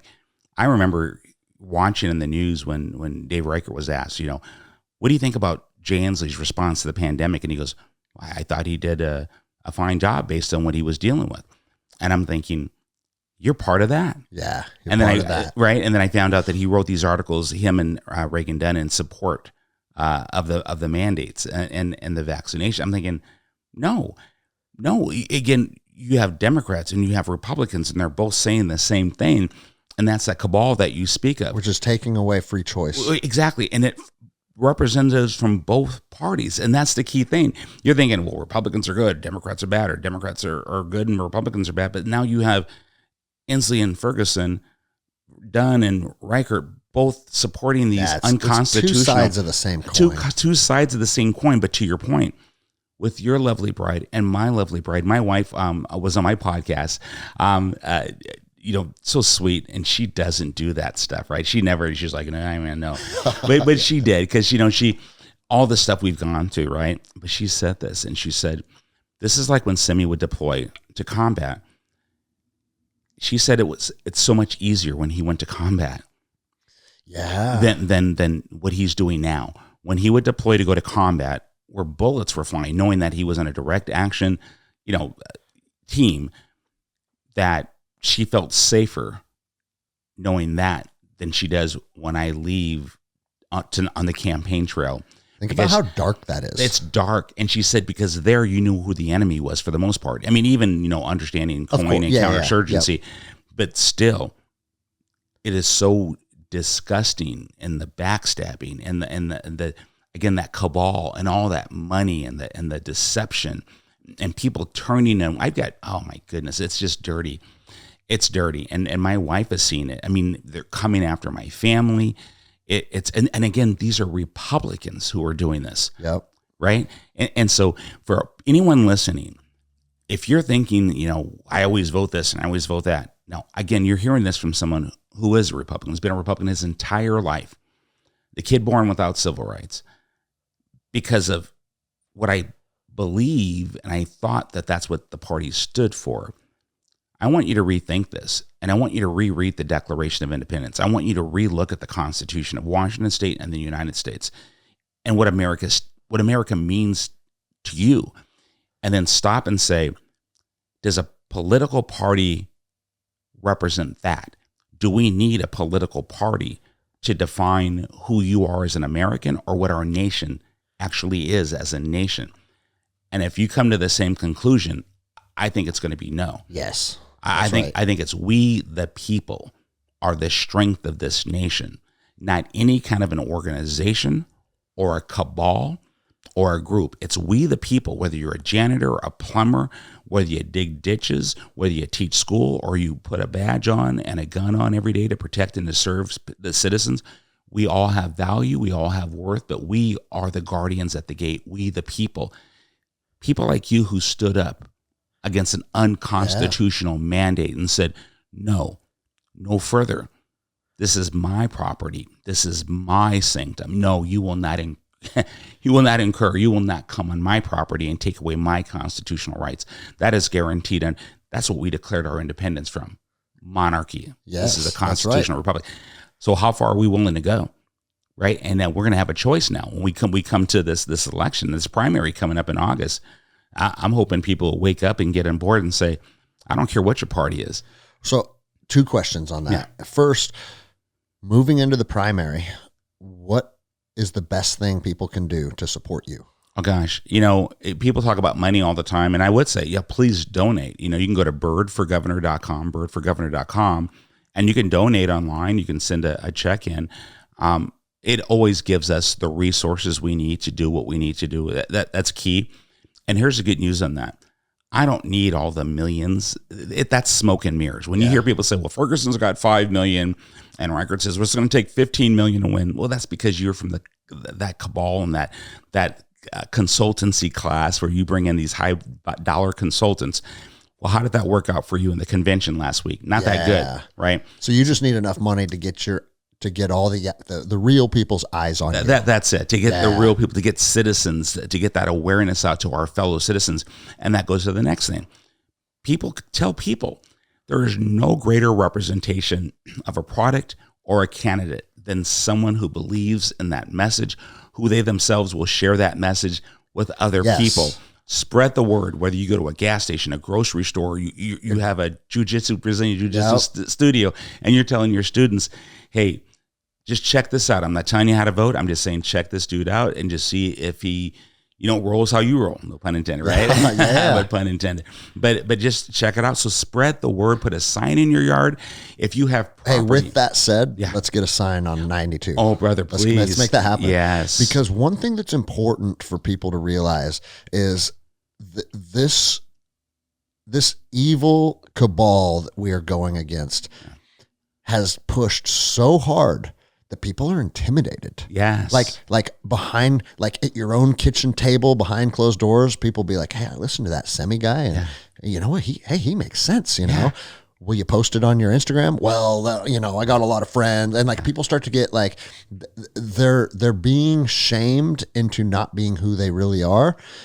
You need to stop that if you want change. If you think Semi Bird's words resonate with you, share the clip on Instagram. Yeah. Share it on your Facebook. Yeah. Tell your friends and family about it. And it's, you have to be confident in what you believe. Yes. And not be intimidated by these people. Because, I think 100%, brother. 100%. And because there's nothing wrong with what we're saying. What are we talking about? Love. Yeah, I know, right? We're right. Like, these guys are out of control. They're out of control. They said that gay people, they don't mind. And they want government out of their small business. Radicals. We're radicals, extremists. That we love everyone, and you do you, and we'll do us, and we're going to be good to one another. And make sure when we're showing the clips of the Endless Endeavor podcast that it's only when it's panned on Greg. Yeah. Because we don't want anyone to know that Semi's black. Right. Oh, that is. Oh, and Glenn Morgan, good guy, he has a podcast too, and he said that he goes, when they do their articles, they're never going to show his face because again he's black. Yeah. And it's funny because once we won the convention, here I'm saying this phrase, press conference. I literally had 2 press conferences day to day. After the victory, then the next day another press conference where we couldn't even get press one, right? And so now things are blowing up. But to your point, be proud of what we represent, our message, because we don't call names. Dave started calling me a crook and a con man and a thief now, and then a snake oil salesman, and all these names, and I will never reciprocate. And so one thing about our campaign is you can be proud of it because we don't call names. We talk about freedom. We talk I don't about call liberty. names, but I'll call you out. Yeah. Come step on the mats. That's it. Look me right in the eye. Yeah. Look me right in the eye from 5 feet away and call me a crook. I dare you. Sign a waiver and then do that. Because we both know they don't have the courage to do that. It's easy to call you a crook on this telephone. Yeah. Right? Yeah, or to disgusting, or to the press with no accountability. And to real men and real women that have lived hard, and their life has been an arduous path. Man, that real respect, it's important. You want to talk about gang culture? It's all respect, brother, right? 100%. And you want to call me a crook and a cheat and a fraud, and you won't say that. Look at me in the eyes. I promise you. Yeah, and it's gross. Yeah, man. and you propose, and we call these people leaders. Yeah, that's it. They're cowards. Oh, I was about to say that. Leadership. Who do we want to lead us? Not people who would resort to name calling. I mean, Sun Tzu said, "Strong men act weak, and weak men act strong." That's right, dude. And so this is what is being revealed. And so I say, don't mistake my kindness for weakness. Of course, yeah. Your resume speaks for itself. You went through the Q course at 43. I can't even run anymore at 43. You know what I'm saying? And you said it when we were talking about our clearance level, right? It's like people who know. I mean, you cannot fake stuff. You cannot lie through stuff. But what they're trying to do in the persona they're trying to create comes right out of Saul Alinsky's manual of propaganda, being again perpetrated by these mainstream Republicans to try to take out another Republican. It's off the hook. But real people who live in our world of just freedom, independence, kindness, and just living our own best lives. Yeah. And saying, if you have fallen, brother, I'll help you up. Right, I'll help you up, but you got to get your stuff straight. Right, you make a choice. And again, that guy that I had on the podcast the other day talking about manufacturing, he says, I like to think of them as hand ups, not handouts. That's exactly it. And I was like, I like that verbiage. It is. Because that's what the government's there for. The government should not be your perpetual mommy and daddy taking care of your whole life. But if you fall on hard times, hey, we can give you a hand up. And I will keep that going. And I want to say that because I've said this over and over, that same phrase, it's about a hand up, not a handout. We pay people just enough money to stay poor for the rest of their lives. That's true subjugation. That's generational poverty, generational subjugation from a state. Right? That's gross. Right? It's gross. It's state subjugation of marginalized people at their weakest. And also promote fatherless households, telling single women that we'll give you more money. You have more kids. All these things that it's like, and again, a lot of people don't realize you are being victimized by this elitist culture and they don't even know it. They don't know it because no one talks about it. They want to promote women's freedom to kill all the black babies. Oh, what? Like, what are we talking about? You have to go there. Sanger, I mean, no one wants to have these conversations. I know. And we're not taking a stance on anything, but we can, and I will. I mean, I speak truth. Yep. And this is truth. This is history. This is known. You could read it. It's fact. When you have the largest group that falls to that word abortion, and I'm bringing it, black women. Yeah.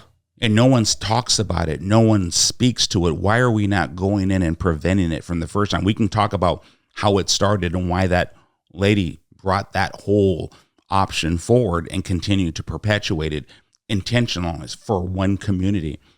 People are afraid to have these conversations. You want to talk about critical race theory, but you don't want to talk about that. You want to talk about keeping marginalized communities poor and uneducated, and you want to talk about segregation, but then you, in the 21st century, you create this progressive plantation to bring your ideology. No, I'm talking about bringing jobs in trade schools. I'm talking about bringing true opportunity. I'm talking about not perpetuating that revolving door in prison systems and the court systems. You see what I'm saying? Of course. I'm talking about putting points in the board. I'm talking about bringing producers, people who are now taxpayers, people who now know how to fish instead of, right? So teach them how to fish. And that's something that scares the cabal. It scares the establishment because now we, the people, are coming together and uniting. And also, once you become someone, as you put it, knows how to fish, you're free. You're free.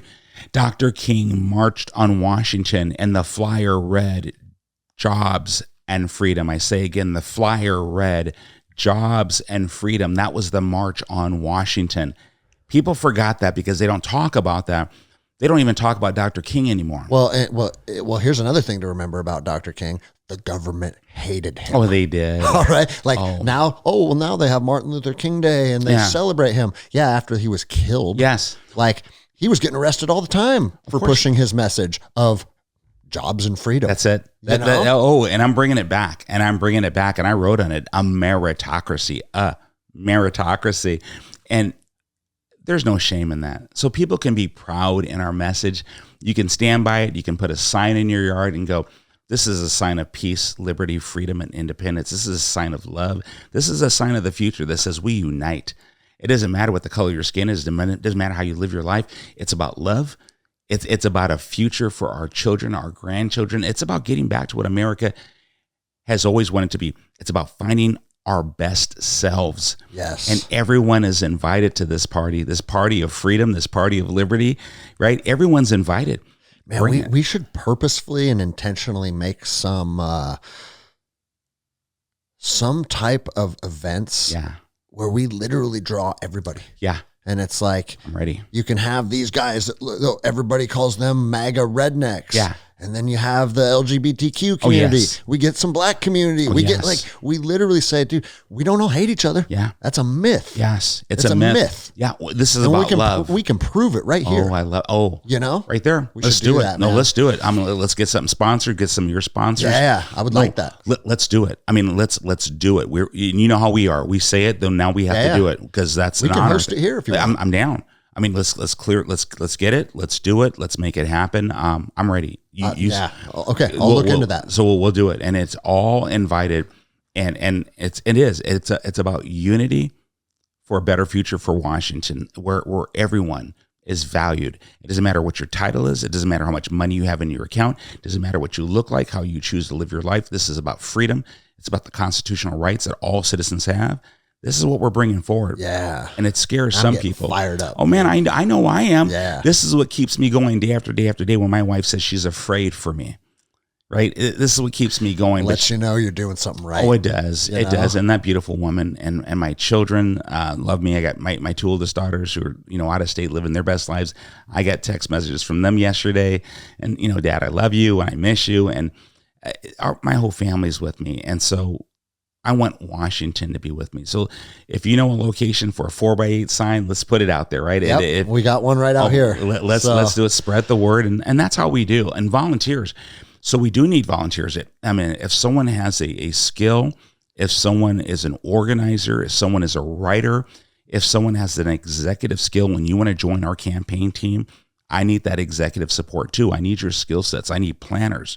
Right. And so let's do this because we're not that campaign of consultancy. We're not burning tens of thousands of dollars on high paid consultants.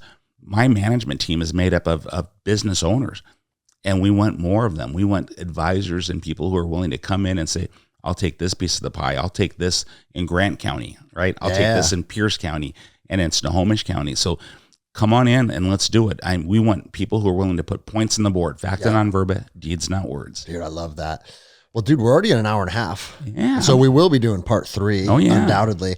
But I had a couple questions that were sent to me by friends. Oh, awesome. And the first one is from my friend Chad, and he just said, I want to get your perspective on, and this is a topic that really hits home for me, continuous government interference in small business ownership. Yeah. Now, I'm not going to give you the whole backstory of what happened here, but the Cliff Notes version is I was told you got too big by the county. Yeah. We got a cease and desist order last August. I can't teach jiu-jitsu anymore, right? And then because of my reach and the podcast and how many, the community started going nuts. Yeah.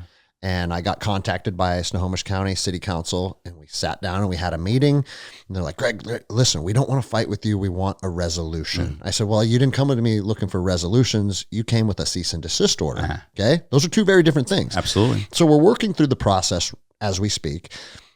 There's still a lot of things on it that seem kind of preposterous to me. But regardless, I've seen it here.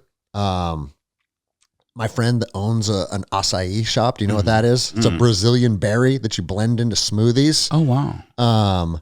She still has L&I coming after her because her employees weren't wearing masks when they were making smoothies 2 years ago. Yeah. And now they're trying to get her on. You ready for this? Your blenders are too loud and that's gonna and it violates some kind of labor and industry law because it has the potential to hurt your employees' ears. And it's like, listen, no one's forcing those people to work here, or they can put earplugs in if they feel it's too loud. Like all of these things, it's not the government's job to tell people those types of things. And every business owner that I know is dealing with some type of government interference. And the reason that it drives me crazy is because the government doesn't know how to produce. The government only knows how to take. So then when they try and tell producers how to produce better, it's like, it's the blind trying to lead the, you know what I mean? You want the blind leading the blind? No. I grew this business between CrossFit and Lake Stevens to having 500 clients here. Okay. And now you want to tell me what I need to do? They want my water flow rating to be different. Things like that. Get out of my life. So what would you say to those small business owners that are, one more. There's a place in Snohomish. It's a seafood restaurant on First Street. Remember when tents were the big thing? Everyone can be in tents. You can eat your dinner in tents. It was a COVID thing. You're kind of outside, or you're kind of inside, but you're technically outside. Well, one business still has their tent up and it's on their property. And the county just said, tents are no longer a viable structure and it needs to come down. And he goes, well, I spent 30 grand on this tent. They said, we don't care. It needs to come down by this date. How can the government tell me to take a tent down on my property? Like it's crazy. So first and foremost, state should not overstep their powers down to county or municipal, right? That's one of the things I will say. It's almost like the Constitution is almost like it is, but it's the foundation of my governance. So I want to be more specific. So I don't cross my lane. Stay in your lane, bro. Stay out of my business. And that's really, it starts at that state level. But I want to speak to something that you said. Some people are still paying for what I call the sins of COVID, meaning people were fined and people were still paying off fines from COVID. As governor, I plan on taking executive action to wipe all clean slate of those debts clean. So anybody who was penalized, anybody who had government weaponized against them, those debts, again, within the Constitution, because there is something as you cannot do this, but it was intended for friends. You can't give a friend a pass on this and this. So anything that was within will be within my limits of my executive authority, I will take to wipe clean any past debts for unconstitutional overreach of government power and authority to penalize citizens for not complying with an unconstitutional mandate. Yes. I wanted to say that. Well, dude, let me tell you this, because one of my best friends is a chiropractor in Marysville, and for not enforcing the mask mandate, he's now under some judicial review to have his license revoked and the ability to practice what he does in Washington State revoked. And at the hearing, he brought all the documentation that said, hey, even your own CDC says the masks didn't work. And you know what the judge said to him? This hearing is not to determine the validity of masks. This hearing is here to determine whether you violated the state mandate. So they're literally saying, hey, we know we were wrong, but because you didn't listen to us, even though what we were telling you is now proven to be wrong, because you didn't do it, we're still considering taking your license. 100%. And again, it's the weaponization of government. Yes. And the root cause of that weaponization was faulty. It's, probable cause, fruit from the poisonous tree. Remember that? So in legalese, I mean, that's literally a thing, right? And it's so if the fruit comes from a poisonous tree, you cannot use it in court, and therefore the prisoner or the charged is innocent of the charge. You know, the Fifth Amendment, right? Due process of law, and so that speaks to that. It speaks to your right. It does. You see what I'm saying? But the craziest thing is the government. I'm gonna let everybody, all your rivals, Reichert and Ferguson. You want to know what's going to go the furthest in government moving forward? Is humility. You can literally say, hey guys, the pandemic was, there's a lot of uncertainty around it. We made some calls that in hindsight, we probably shouldn't have. And we're sorry. Imagine if someone said that. Nope. They're still doubling down on this stuff 4 years later. Honor and integrity, honor and integrity. We talked about my misdemeanor, and I said, no, I need to go a little bit further in this. Yeah. It was a misdemeanor. I committed a crime. I did this. No, you don't just half into it. You lean into it. And there's nothing wrong with saying I did not know, or I made a mistake, or it was wrong. However you do it, just bring truth, honor, and integrity. And what we're saying here is this is why it does make a difference whether you bring someone in an office that's owned a small business, that knows what it's like to pay quarterlies. Yeah. Right. That's what Jenny's doing right now. Exactly. Jenny, I feel you, girl. I got you. Yeah. I know I've been there, and my wife has been there, where, you see revenue generated and you see quarterlies coming and you balance to that. And then why does the government get quarterlies? So they get your money earlier, and then they have that to make more money on. Oh, no. Again, so they control it so it's beneficial for them. Of course. And not looking at what's beneficial for us. But hold on now. If they had a broader mind, if they actually knew macroeconomics, and even microeconomics, which I'm very versed in both, you would see that what's best for small business owners is best for our economy of Washington State. Yeah, who would have thought? Who would have thought? Because 50.7% of all people who work in this state work for small business owners. And so suffices to say, if you empower, support, deregulate, right, elevate small business owners, you are lifting and raising the economy. And I can give you statistical facts on that.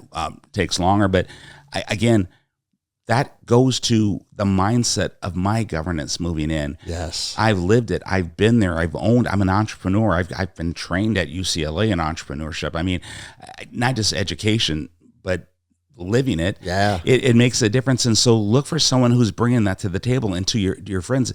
It's self-governance. It's understanding layer cake form of governance versus marble cake, where you blend. And so you cross over and you're weaponizing elements of our own state government to target citizens that state government has a constitutional legal obligation. Well, let's go Article 1, Section 1 of the Washington State Constitution. I have to read it. And it says, powers inherent in the people. And governments derive their just powers from the consent of the governed. Well, and by read it, just so people are clear, he's reciting it. Yes. And it is government's job to protect and to maintain the individual rights of citizens. Yes. And so if you understand that Article 1, Section 1 of the Washington State Constitution, it was the first article, the first section of the first article of our Constitution, right? Well, so what I don't get, and again, is it just because they're dead set on the intentional destruction of America? Why are you purposefully attacking your small businesses when you know, like you just said, if you understand the economics, you understand small business it's imperative. I don't want to, it's not like I'm just giving them grace. Well, I would give them the grace by saying ignorance, because they've never, I know, I can't speak for Bob Ferguson's background. I don't know his background as much. I know he's a lawyer. I'm not. Aren't they all? Yeah, right. Exactly. I'm not sure how many small business he's owned. I know Dave Reichert's been a sheriff, appointed, and then he ran again, and he was unopposed, so he was a sheriff again. And then I know he went to Congress, and then I know he worked for a lobbyist. And so most of his life, I believe he was government. Government, and then received a check from others. But I'm not sure if he's ever owned and had employees. I know I have, and multiple businesses, and gone through the struggles of ownership. So that does make a difference, right? When you're saying that I'm going to serve the people and I'm going to support small business owners. Well, I've been a small business owner, but also having the knowledge, skills, and abilities to actually support small business owners, to actually understand how the system works. And then to have a mindset to say, I intend on supporting this, not because of my ideology, but because of what's best for the state and what's best for the state's economy. That is not personal. That is professional. Yeah. It only makes sense. And so everything I'm saying just makes sense, not for Semi, but for the state and for the people that it serves. Yep. And for Semi. It is because I'm in the state. You're part of it. And that's the whole reason I'm running. That's right. Because it's like, I'm not going to, I have a choice. I could either leave and go to Orlando, my safe house there, and buy time because I get more time than just going to Idaho, right? So, or Portugal or whatever. But no, this is my country. I'm not giving up, and so I'm fighting. And that's why I'm here doing this, because it is for all of us, and I'm one of us, and my family and my children as well. So no, government overreach. No, we're not doing that. It's unconstitutional, and we will stick within our boundaries of the Constitution. And I would say to the citizens of Snohomish County, in which, if I may, you operate, the citizens need to be more aware and more engaged, because it is they who have that power. That's right. on their county commissioners. Yeah. Right. And bring that accountability to say, what do you want? And be aware of what those commissioners do. And I'm not taking sides on anything, but simply saying, where I stand. I stand for the Constitution and citizens' rights, and understanding that when you bring forth a mandate that's unconstitutional, well, then as governor, I'm not going to tolerate it. And as citizens, neither shall you. Yeah. Right? Neither shall you. And so if you don't stand up, who's going to stand up? This is your country. That's what a republic is. So you have the power. Do something. You did. Yep. You said no. That's guaranteed to you under our Constitution, and this is our form of government. You exercise your power given to you from our founders. And I thought that I was going to get killed. Okay, brother. Literally, and I laugh, but it's the truth. Man. I was like, man, because I had a buddy. His name's Ian Smith, who was yarded out of his gym on like 5 occasions in handcuffs. Yeah. And I remember saying, like, man, Ian's a better man than me, being willing to go through that. Yeah. And I'm not going through that. Greg, no one's putting me in handcuffs. It's just not happening. Greg, we have people right now bringing up tents on campuses, yelling and spewing anti-Semitism. And again, I'm not trying to take sides, but anti-Semitism is a hate, right? And again, I feel for all. I'm all for peace, right? Anybody who's ever served and fought in a war is for peace. Yeah. But when you are illegally protesting on highways, yes, right, impeding other people, right, compromising public safety. I said that they got these kids putting their hands in concrete barrels on the freeway, right? And you know what I would do? Leave them there. Yeah. Like you got these big teams of. I was watching these firefighters like chiseling these kids out of this concrete. No, you know what? Hey, this is your problem. This is not a government's problem. Yeah. You put your hands in concrete, and now you're stuck there. Well, but that's crazy. Anderson, yeah. No, here's what Governor Burt says. It's National Guard, stand ready. Yeah. Right. Because this last one on the highway, we knew it was coming. This was a national movement, and we knew it was going to happen. So be ready. Local law enforcement, you are empowered. Do your job. And we'll have your back too. And we have your back. Yeah. Because if you're not going to do it, you're on a state or a federal highway. I'm the governor of Washington State. I will enact, and I have the power. And then I don't want this to sound crazy for anybody. Like I have the power. No, it is. We will move swiftly. You will be arrested. And for every minute, second of every hour of labor that we put into releasing your paws from that concrete, you're paying for it. You're paying for it. Yeah. You will be charged at the rate, at the retail commercial rate for labor and for cost, impeding traffic.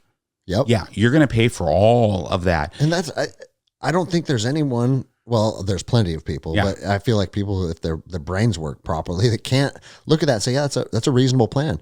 And again, don't misconstrue this as somebody that's like pro-Israel and anti-Palestinian. Because I'm here to tell you right now, I look at that conflict and I have to ask myself, what's really going on here? Because there's always two sides of the story, 100%. Right? And I have a guy that I actually, I was going to call him a friend, but we were jiu-jitsu rivals. Yeah. Like we when I lived in California, we met each other many times in competition. But through that, you actually do form a friendship. Absolutely. So we still follow each other on Instagram, and he's Jordanian, but he feels for the Palestinian people. He just went over there and worked in some of their their pop-up medical clinics that are there. And he told me, he goes, bro, it is not what you think it is. There is two sides to this story. There are a lot of women and children being killed, and that's just the reality of it. Now, you can say whatever you want about the ideology or who you support or Hamas started it or whatever it is, but lots of kids are getting blown up right now, and to me, that's a problem. I agree. And how can you say that's not a problem? Of course it is, right?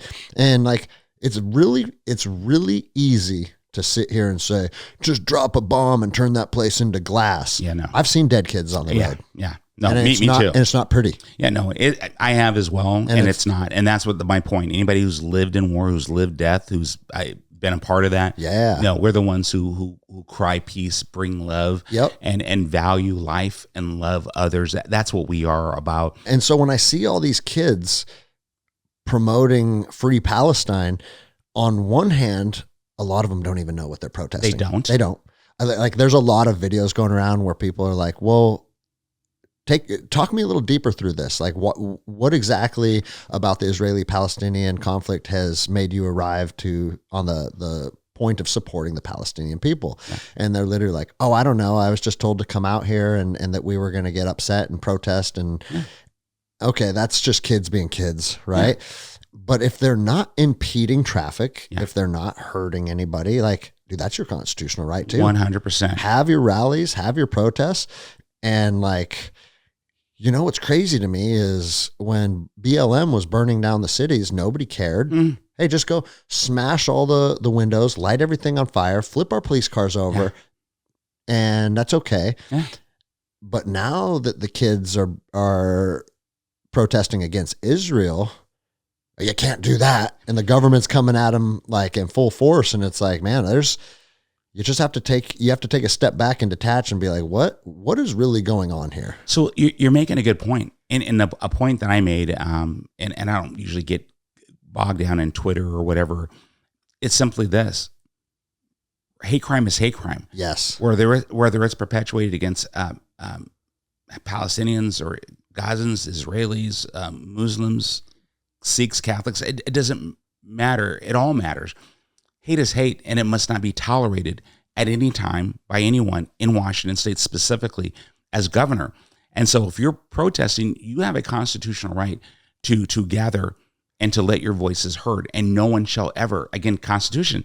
Yeah, we'll not only do we support that, you will protect that. Exactly. Yeah. And that's what we're saying. And that's the beauty of being constitutional, is whether I agree with you or not, you have that right, and I will protect your right to protest something that I may not agree with. And I'm not talking about our Palestinians. Yeah, but just in general. In general. I mean, you know, it's like this reoccurring theme throughout the morning is, hey, you do you and I'll do me. Yeah. And we're actually okay with that. Yes. You know, as long as you don't negatively impact other people's lives. That's it. You know? Yes. And dude, like, you see all those videos of them like sitting down on the freeway. Yeah. Like, Crazy Anderson and me wants to just like hit the gas. Yeah. Like, you know what I mean? And it's like, dude, again, that wasn't Governor Byrd saying that, but it's like, dude, you can't just think you're going to ruin my day. Yeah. Like, first of all, you don't know where I'm going. Yeah. What if my kid has an arterial bleed? Mm-hmm. She just fell down and a stick jabbed through her leg. Mm-hmm. Like, you can't assume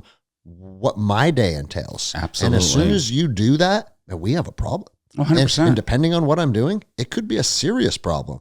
And it's like, the craziest thing is if you want to shine light on an issue and you want to bring eyes on it, the worst thing you can do is do that by pissing a bunch of people off. So that's it. You're not helping your cause. Yeah. I think you're hurting your cause. And if they're doing it to bring attention, but again, you're violating the law. And so we must start enforcing our laws. And it's not taken aside. It's simply Constitution, law. That's what I'm saying. Yeah. If you have, now that you are officially an ultra MAGA, yeah, I think you'll say the same thing. Yeah. If ultra MAGA protest blocked I-5 downtown Seattle, oh yeah, they're getting yarded off to jail. 100%. Hey, red hats and all. Yeah, right? exactly. Oh gosh, I was gonna say you'll be making America great again in jail, and that's terrible. So now, but no, but it's true. No, it is.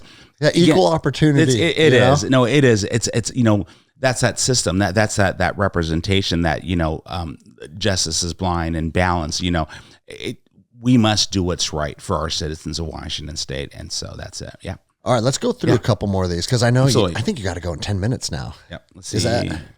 Yeah.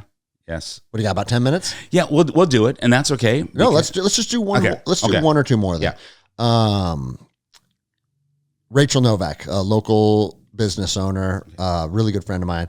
She says, "What are your thoughts on how to improve election integrity?" Oh my goodness! So I'm going to because it's a hot topic right now. We do, and in Keene County, they kind of get caught with their hand in the cookie jar, swapping out servers, and all of a sudden the camera was out right. Yeah. So and so much so that even the Seattle Times and other arguably liberal media said, "Well, what the heck," right? And so, no, I'm writing an election integrity bill. So I'm literally writing a bill to say we must do better, and here's how we do it. So it's been empirically shown that in-person voting yields the most authentic and secure way to ensure that there's no hanky-panky in voting, making sure people show their ID, ensuring that people are citizens and the person who's actually registered to vote, ensuring that we clean up our voter rolls. It should be every 30 days minimum, mandatory, and then we bring laws that say that you'll be held accountable if you're not doing that. County auditors, because right now in Washington State, there's no accountability measures. There's no penalties for not doing it, but it says it should be done on a regular basis. Well, it doesn't define what a regular basis is, but yet federal law says, and it does define. And so we must bring our laws up to par. And no motor voter that says as soon as you register for or get a driver's license, you're automatically registered to vote if you don't opt out. That means you can be an illegal immigrant and get a driver's license and then find yourself on the voter rolls. That's wrong. And so we're going to bring that law or that bill to Olympia when I get elected January. I'll be proposing it. I'll be bringing it to the public first, so the public gets eyes on before legislature does. You mean it's not going to be buried under 10,000 pages of document? Oh no, and proposed at 2 a.m? Yeah, no, because that's what they're doing, everybody. And everybody needs to understand that, we had a 60-day session, our short session this just recently, and they put 384 bills. It's like a sausage making factory there, and no one knows what's going on because everybody works. We have jobs, we have families. We don't have time to go, hey kids, let's all gather around the computer and see what's happening in Olympia and what's being proposed. No one is doing that. So I like that. It's that's kind of covering two topics at once. Yeah. You want to have more, just more clarity in how bills are proposed and how they are received and also shown to the public. Transparency. Okay. 100%, because we need to be proactive. We need to outreach to the public so that they are aware, not that they find out later because they're too busy working and creating for our economy and so they can pay taxes, out of control taxes. But no, we need to be proactive. We have an obligation. And I'll be doing a governor's podcast. By the way, the first ever in Washington State history, I'll be doing a governor's podcast. I want to say every week. We'll have to see how that works out in the schedule, but consistently, where I literally take questions, and not just from a podcast, live, not recorded, but live, but also have a mechanism that the governor can always take questions and have a response as much as possible. Well, transparency and accountability. The open door policy is a real thing. The best leaders that you ever work for always say, hey, you can come into my office for any time, any reason to discuss things that are concerning to you. And that is about as close as realistically you can do in a public office that high up, is to be able to be that transparent and just touch as many people as you can, which is why as a candidate, I have a podcast and I do it live so people can hear from me and ask me questions and just if I don't know, I don't know. What's the name of the podcast again? So it's Common Sense with Semi Bird. Okay. Common Sense. I'll put that in the show notes below. Thanks, brother. Yeah. So people can just swipe up and click that. Yeah. Next question, also from Rachel. How do you increase the transparency and balancing of the state budget? Oh gosh. So day one, I'm calling for a third-party audit of all state programs and all state offices. This is huge. I mean, it's huge. It's going to be. Imagine that you've actually thought of these things before. Oh yeah, I wrote about it, put it on my website. That was like a year and a half ago. I mean, like at the beginning. I mean, like November 11th, 2022 is when I put that on there because So I'm a behavioral scientist business consultant, or I was. And so I'm retired forever now. And once I'm done with this, the governor's saying, it's a baseline understanding. I do it for my clients. I go into it, whether it's a general or rural hospital, a university, if it's a performance improvement reason why they called me in, we're hemorrhaging money, or this isn't working, we're not producing like we should. I'm the guy they call in to fix it and to bring forth solutions and to train their staff. That's what I do. Aerospace, the largest in the nation. That's what I do or did. I always go to the baseline. I need to assess. I need to conduct an assessment and an analysis so I understand the root cause. What is the root cause of your problem? Determine the problem and then bring forward solutions. But you can't bring forward good solutions if you don't understand the root cause of the problem. Mm-hmm. So we are spending billions of dollars. Inslee has doubled the budget. $72.5 billion roughly is what we're spending to operate this government. And you look at your roads, you look at homelessness, you look at tolls. We toll everything, right? I mean, they're going to start taxing our pets, and they're going to start penalizing. I mean, each time you break wind, there's a carbon emissions fee. I mean, I'm being silly, but maybe not. Not too far off the truth. Right? It's just out of control. I mean, they say like you can't put natural gas in your new houses anymore. Oh, like it's not. You're not really being facetious. No, you know? No. And natural gas burns clean, and so it's breaking the boundaries of common sense and science.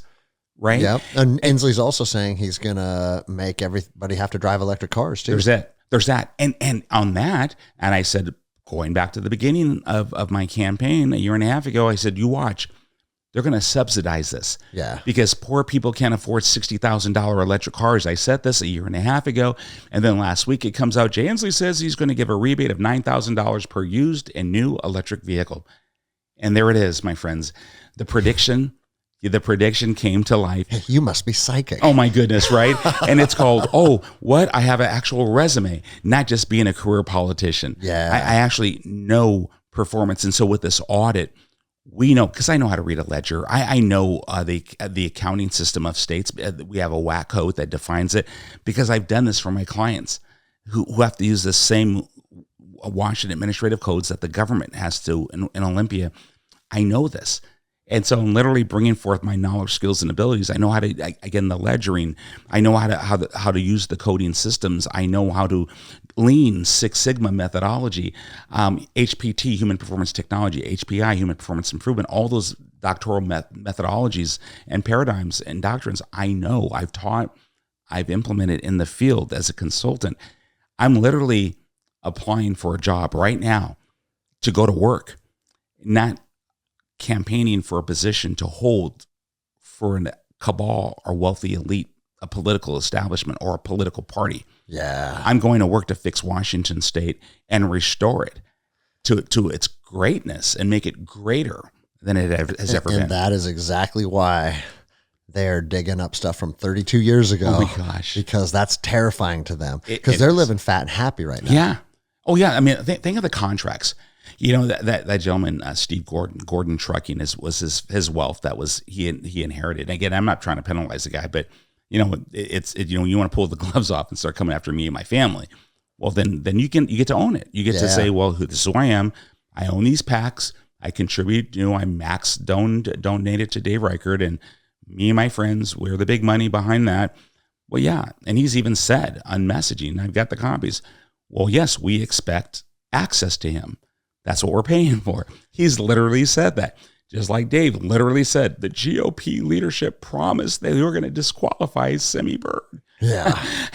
And they, you know, it's almost like if I could do that in a Bill Clinton voice, it would come out even better, right? That's pretty good. You know, with a crying baby in the background. But no, we are breaking down, we're pulling the veil down so people can see the corruption that has been defining our election system for a long time. And it's not Democrat against Republican or Republican against Democrat. We need to stop that. We need to stop name calling. And I would encourage people. I was one of them. I always voted. If you had an R behind your name, you're my Huckleberry. Yeah. Because I looked at the R and I said, that's where we start first. Because I'm not going to vote for a Democrat ever. Whereas most of my family are Democrats, right? I mean, but no, I mean, I can't imagine because of how I am. But now we have to stop and look at who is best, because I'm literally breaking that mold. Mold. Yeah, because you don't want people that have been the inverse of that. Yeah, and been like, hey, if I don't see a D next to the name, I'm not interested. Right? We got to stop, and we need free thinkers on this now. I mean, if we're going to come together and we're going to save our state, we can't just do that as an R or a D. We got to come together. We need those independents. And really, I almost want to say, independents, you guys are, if you got that I, you're part of that free thinker caucus. Yeah. So consider yourself independents. You are a free thinker caucus. Moderators, call yourself whatever you want to call yourself, because I want to see you as, you didn't choose this party or that party for a reason. So you have that Switzerland position where get involved, moderate something, do something, but look at what we're bringing forward and say, I need to start telling people about this. And just like you're saying, we're going to have some kind of a big event here, and we're going to invite everybody, and everybody's welcome. This is a freedom. This is a liberty celebration. This is where we all come together to celebrate what Washington can be in the future. It's going to be greater than we've ever been. And I'm excited, but we can only do that if we do it together. Yeah. Well, I feel like, and maybe I'm just being hopeful, but you got to be hopeful, right? Yeah, I am. I think it's going to happen. Oh, brother. I feel it. Oh, I feel it. Greg, because I feel it. many people are hungry for something different, and you're that guy. We are. We really are. I mean, I have to say this. I mean, you can say it and you can say it, and I will continue because it's true. I'm a vessel in all this. I'm an instrument in all this. You know, when we won the convention last week, that it wasn't, oh, I won. No, that it didn't even come into my mind. We won. You know, all those people standing up with all those signs in that convention and all that. You know, it was chaos. Oh, it was love. They said, we will not be denied. We will not have it stolen. Your days of deals behind the curtain and in hiding, trying to buy you off, buying me. No, that story hasn't even been broken yet. I mean, I shared on this show that's not going to air probably until after a newspaper comes out. But you know, I still got it first, people. Yeah, you did. That's why I shared it with you, brother, because I'm talking to the Times today at 2:45. You know, and so. But no, I mean, their days, it's over. They no longer have control over us. We're giving it back to the people. And that's what we saw. And that's what I represent, us.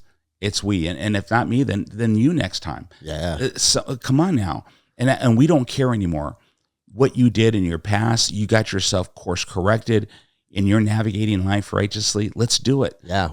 We're on your side. We're on your team. Yeah, that's it. So, well, cool. Well, I'm looking at this list of questions, and we touched on almost all of them just naturally by talking, but I know you got more engagements throughout the rest of the day, and we got to get you out of here. But see, even 2 hours burns by quick. Yeah. No, we'll do it again. I'll keep coming back. Yeah. Anytime you have a seat at this table, thank you. Leading into the election, and I'm in your corner. Let's get that sign up on the road. I'm going to have it delivered this week. Okay. And then, get some of those events planned and just stay on top of it. We are. I'm in your corner, man. So, I'm blessed. Thank you for coming out. Any final words? You know, we said so much, and we said it all, and it's our brotherhood. It's you know, from the beginning when we met, and when I pull up, you know, and I walk in, you know, and it's just, it's who we are, and a lot of people won't understand that, you know. And you don't have to be in Ranger Bat, you don't have to be in Special Forces, to understand that brotherhood that we have, that we were willing to fight and die for our nation. You know, you don't have to go through what we went through to feel it, because last week so many people felt it. Yes, they felt this sense of together we can. This sense of together we must be the solution. Together we must come together and be courageous. This lady, I have to say this, Miss Gwen, she's a Black leader from Kent. I met with her a year and a half ago, and she said it. She said, we must be courageous in this, because it's going to be hard for people to break down those barriers between Democrat and Republican. And she was so right, Greg. She was so right. And I know she's a Democrat, but she is so real. Yeah. And I look at her and I have thoughts of her, and I revere her, and I know she sees me with respect as a young man to her. Yeah. And you're right. And there's so many good people out there. And so I just ask, be courageous and fill this, put those self-fulfilling prophecies and biases aside and say, this is greater than any one of us. And let's join together and let's lift one another up for a greater good for all of us, and then for our future of our state, and be proud of what we can create together. And let's create something beautiful. And that's it. That's it, man. Feel it. I love it. I can't say anything better than that. So thank you for coming up, and we'll have you back on soon, brother. Man, thank you, brother.